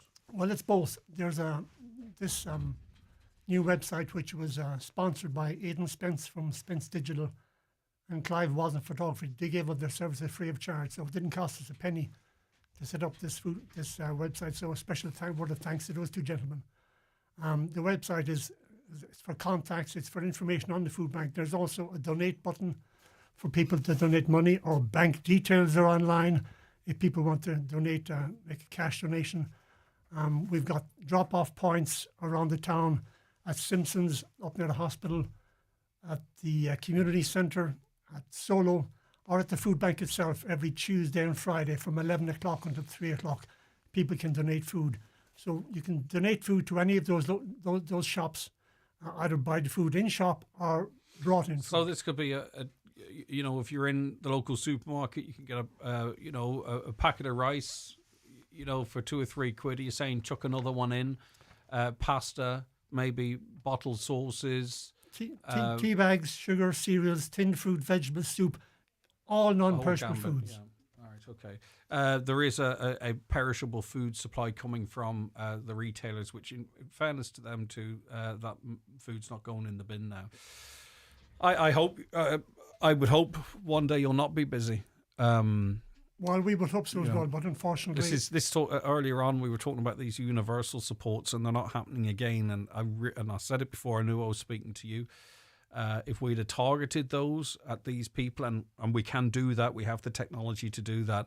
And maybe those that didn't need them didn't get them, we'd be able to continue them and keep people's heads above water, because there's 400,000 people who are in arrears in electricity, for an example. A lot of them probably avail of this service, or there's probably a crossover there, and things are getting more and more expensive, and people are getting squeezed more. Okay, a big shout out for as generous as you can be, Fintan. And just to point out that we're open every Tuesday and Friday, from roughly 11 o'clock until 2 o'clock, 3 o'clock. And anybody in need of any support, please come to us. We just get some basic details and we'll give out food to anyone. We never refuse food for people. So if you need support, come to us. But we would really like the continued support from the public to give us some food donations, because it does dry up in the beginning of the year. Yeah, okay. Like so many things, actually. All right, Fintan, thanks so very much indeed. That's Fintan McGrath, PRO of We Care LK Food Bank, Letterkenny. Maybe you have resources, maybe you're comfortable. I hope you are. I really do, and don't feel bad about it. But maybe it means that you can spare a little to help those. And maybe some people are reluctant to give cash because they don't know where the cash is going. This is food, and it's going straight into people's bellies. And a lot of the people we talk of are families. So you're feeding young children as well. Check out WeCareLKFoodbank.ie for contact details and what have you. If you need any clarification on any of that, please get in touch with us and we shall pass it on to Fintan and the team. Fintan, thank you very much indeed. Affidia Letterkenny MIU, sponsors of today's show. Get expert treatment for breaks, sprains, burns, injuries and illnesses. Opening offer €100 consultation fee. Walk in Monday to Friday 10 a.m. to 6 p.m. at Scally Place, Letterkenny. Cupra. People tend to become obsessed. What is it? Where do I find it? How do I get one? And the new Cupra range will only increase that sense of desire. With power options from petrol and diesel to plug-in hybrid and full electric. Experience the new Leon, the new Formentor and the new all-electric Born VZ. Available now with exclusive offers. That thing you feel? It's called obsession. Visit CupraOfficial.ie. Your local Cupra dealer is DMG Motors, Clar Road, Donegal Town. Telephone 074 97 21396. Colour Trent Paint is bursting with colour and with pride as the first Irish paint company to become a certified B Corporation. An Irish family business rooted in community for over 70 years, Colour Trent Paints is now part of a global movement committed to sustainability, transparency and accountability. Put simply, our paint has purpose. Follow our journey at colourtrend.ie/sustainability. Colour Trend. Infinite colour from Ireland. Enjoy real savings this week at SuperValue. Like SuperValue Fresh Irish Eye of the Round, save 33%. SuperValue Fresh Irish Pork Rack with Alabama Rub, half price. Scan your card or app and get Meridian Smooth or Crunchy Peanut Butter, 1 kilo, €5. And Kellogg's Cocoa Pop 650 gram, now €3. Make real savings every week at SuperValue. Do you drive 50 kilometres or less most days? The plug-in Sportage could be perfect for you. With an electric range of 50 kilometres, the PHEV Sportage gives you best of both worlds, with electric power for those daily commutes and the petrol engine for those longer journeys. Fully charging your battery for as little as €1.10, the PHEV Sportage is the perfect family SUV. Plus, it's four-wheel drive, making it perfect for Donegal roads. Come down to iMotors to get the best deal on your used car and visit imotors.ie. iMotors, fearless generation.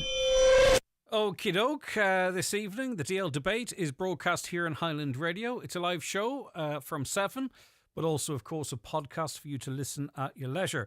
Its presenter is Brendan Devaney. Good morning to you, Brendan. How art thou? Good morning, Greg. Good, the best, sir. Great to have you on the show. I mean, dare we believe?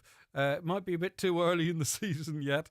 Donegal beat Kerry in their own backyard, 23 points to 118.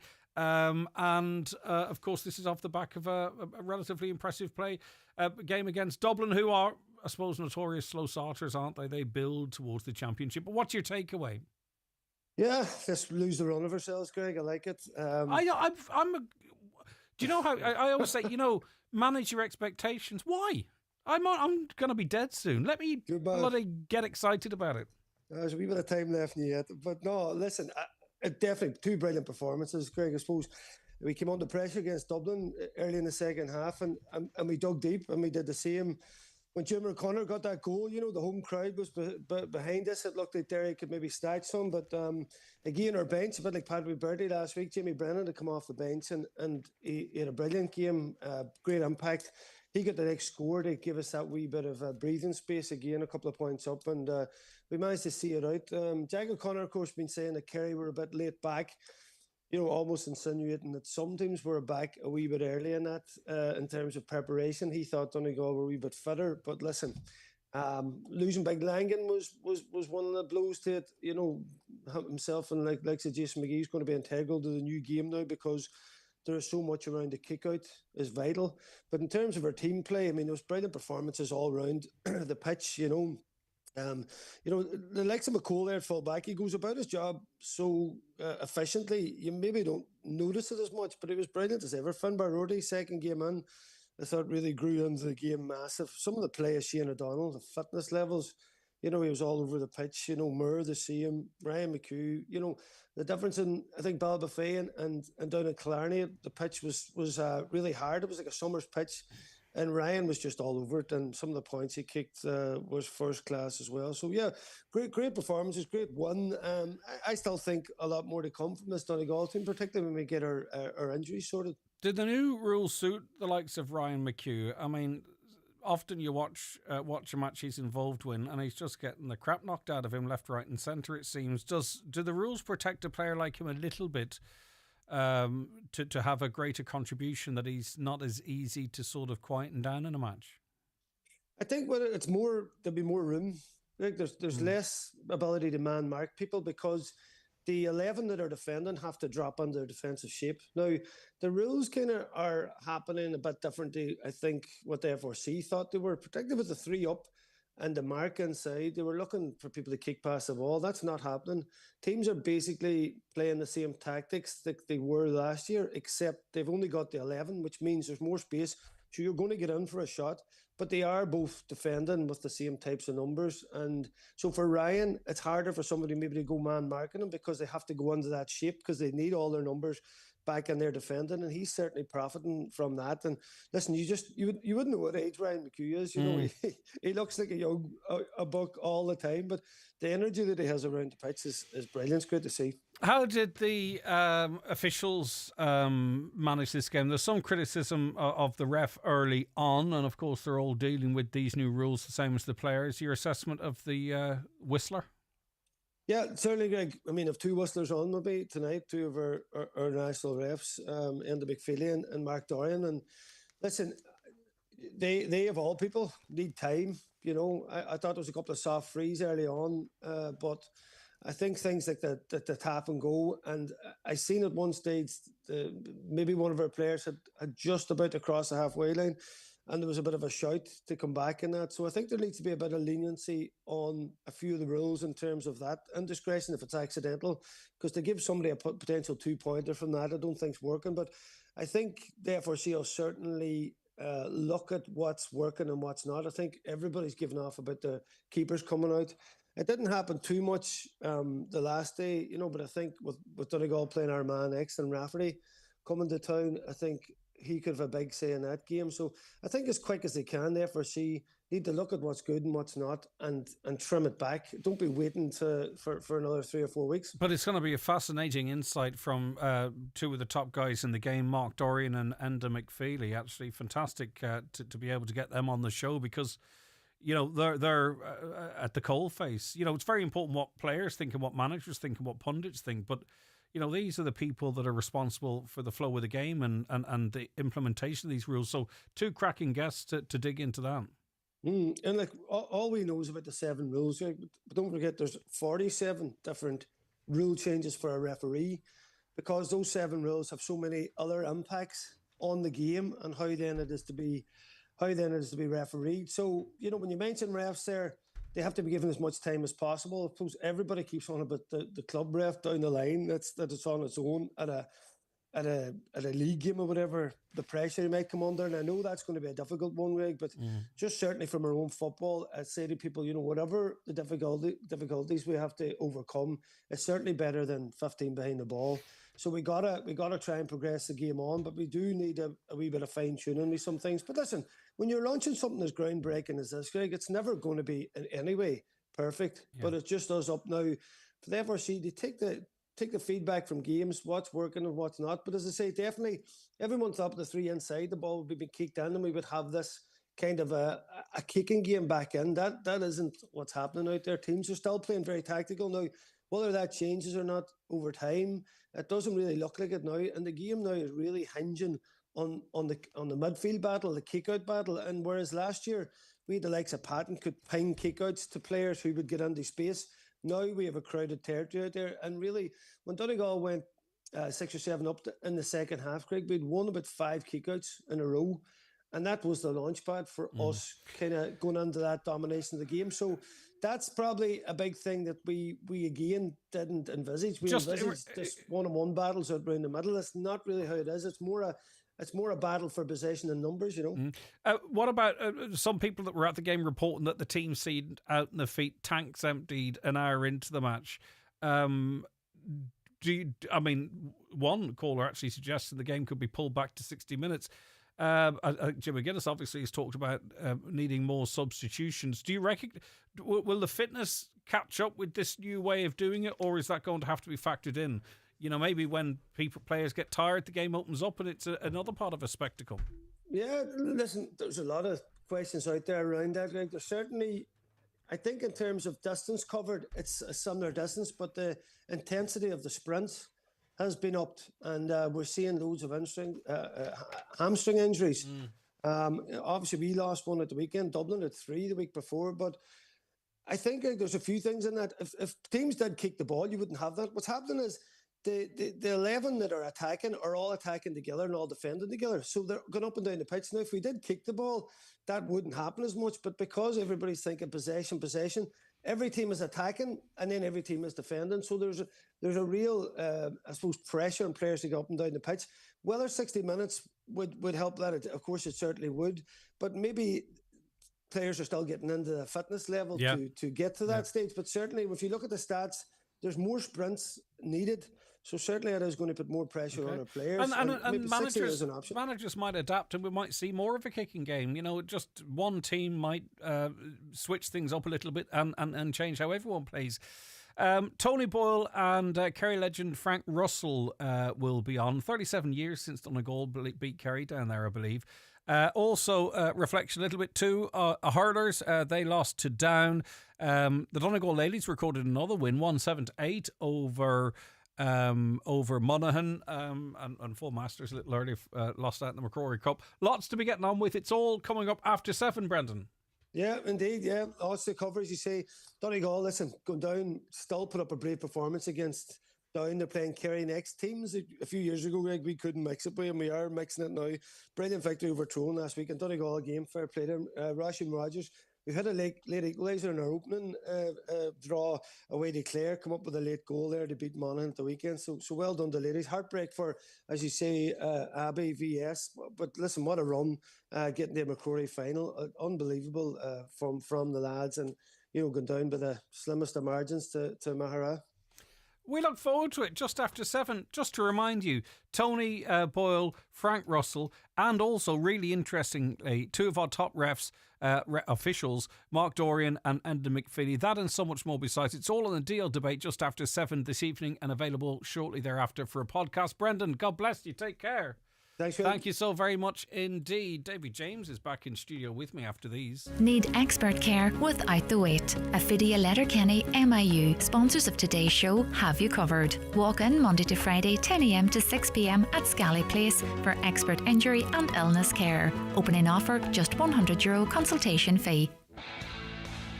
Do you want to become a qualified scaffolder? SafeTech are offering a 7-day basic scaffolding course starting in Donegal on Wednesday, March 5th and in Sligo Wednesday, April 2nd. This programme is 20% funded. Terms and conditions apply. SafeTech are also running mobile tower scaffolding courses in March and April. For more details, get in touch with SafeTech today on 074 91 27786 or visit safetech.ie.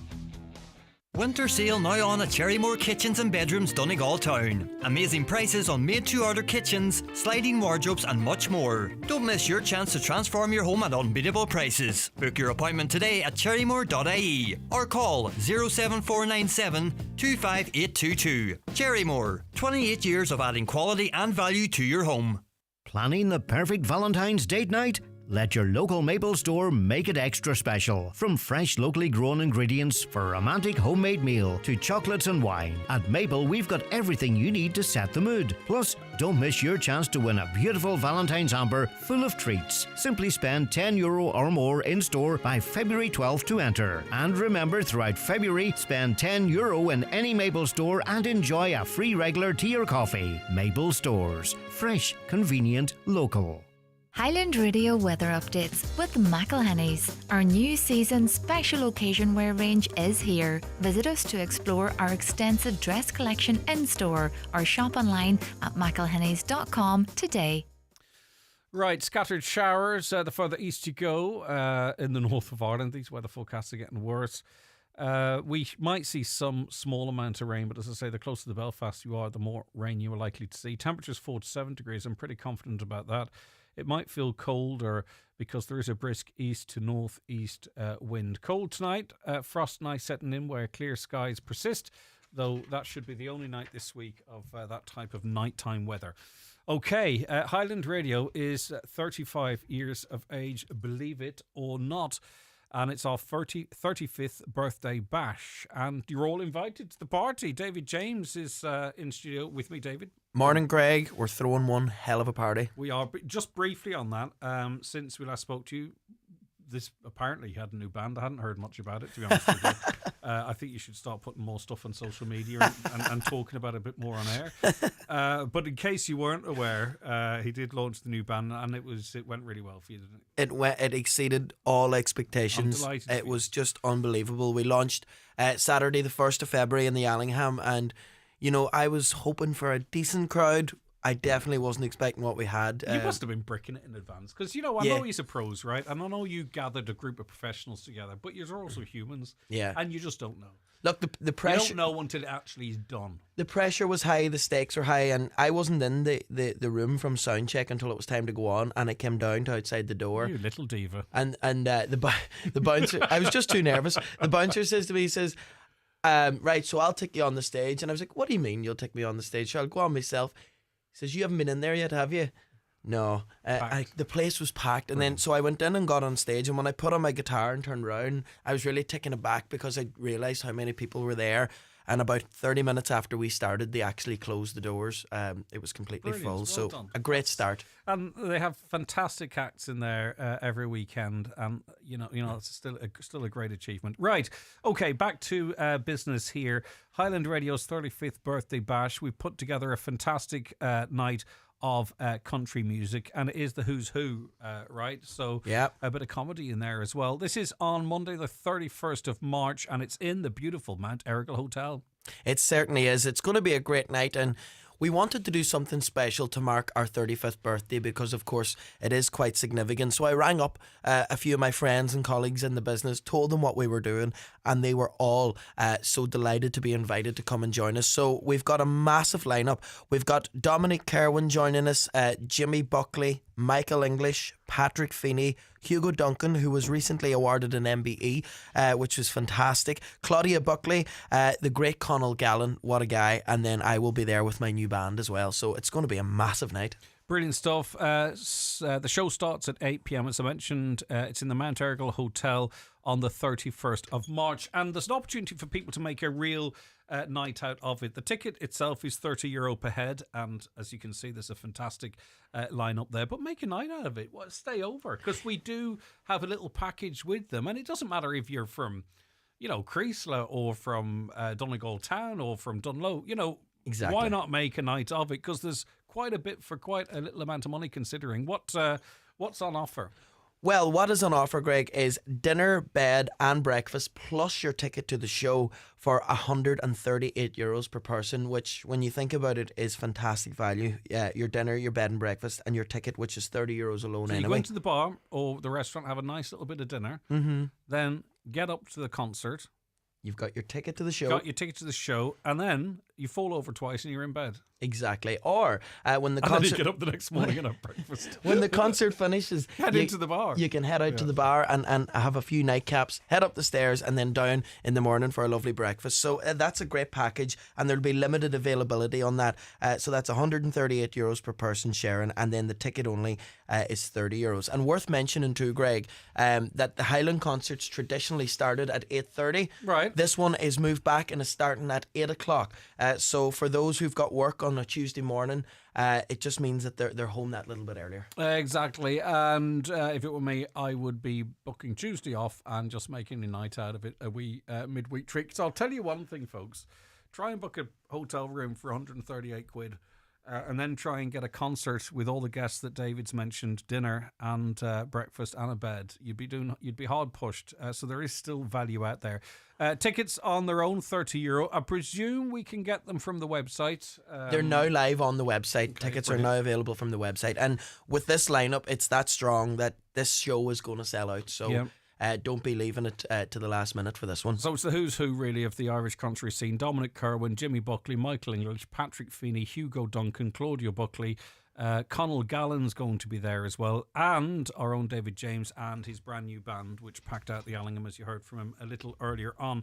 For more information, contact us here at the radio station, 07491 25000, and we can sort your tickets out. Are you on your phone? No, absolutely not. Kids nowadays. I mean, you're pushing 30 now, aren't you? Not just quite yet. Well, you're pushing it. Well, I mean, put your phone away. I'm for closer 5 to 30 minutes. than I am to 20. I realised that the last day. That's what I'm trying to say here. Oh, God. It's How terrible. does it feel? When are we going to get the new jingles? Do you know how you have the young voice? The middle-aged voice of Young Country. Yeah, I was thinking the about slightly older voice of... I'm going to have to chat to Canis about it. Do you know what? You still can pull it off for another You're wee while. tuned to the middle-aged voice of country music. Exactly. Listen, with your hairline and your age, you're fine. You can still claim to be the young voice of country. So you can get your tickets here physically. Any questions, give us a call, 07491 25000. I particularly like that package, and we don't have an endless supply of rooms either. So 138 per person sharing is fantastic value. If you're going on your own, it's an extra 27, but most people will go with somebody else. It's going to be a big night. All right, it's going to be good fun, isn't it?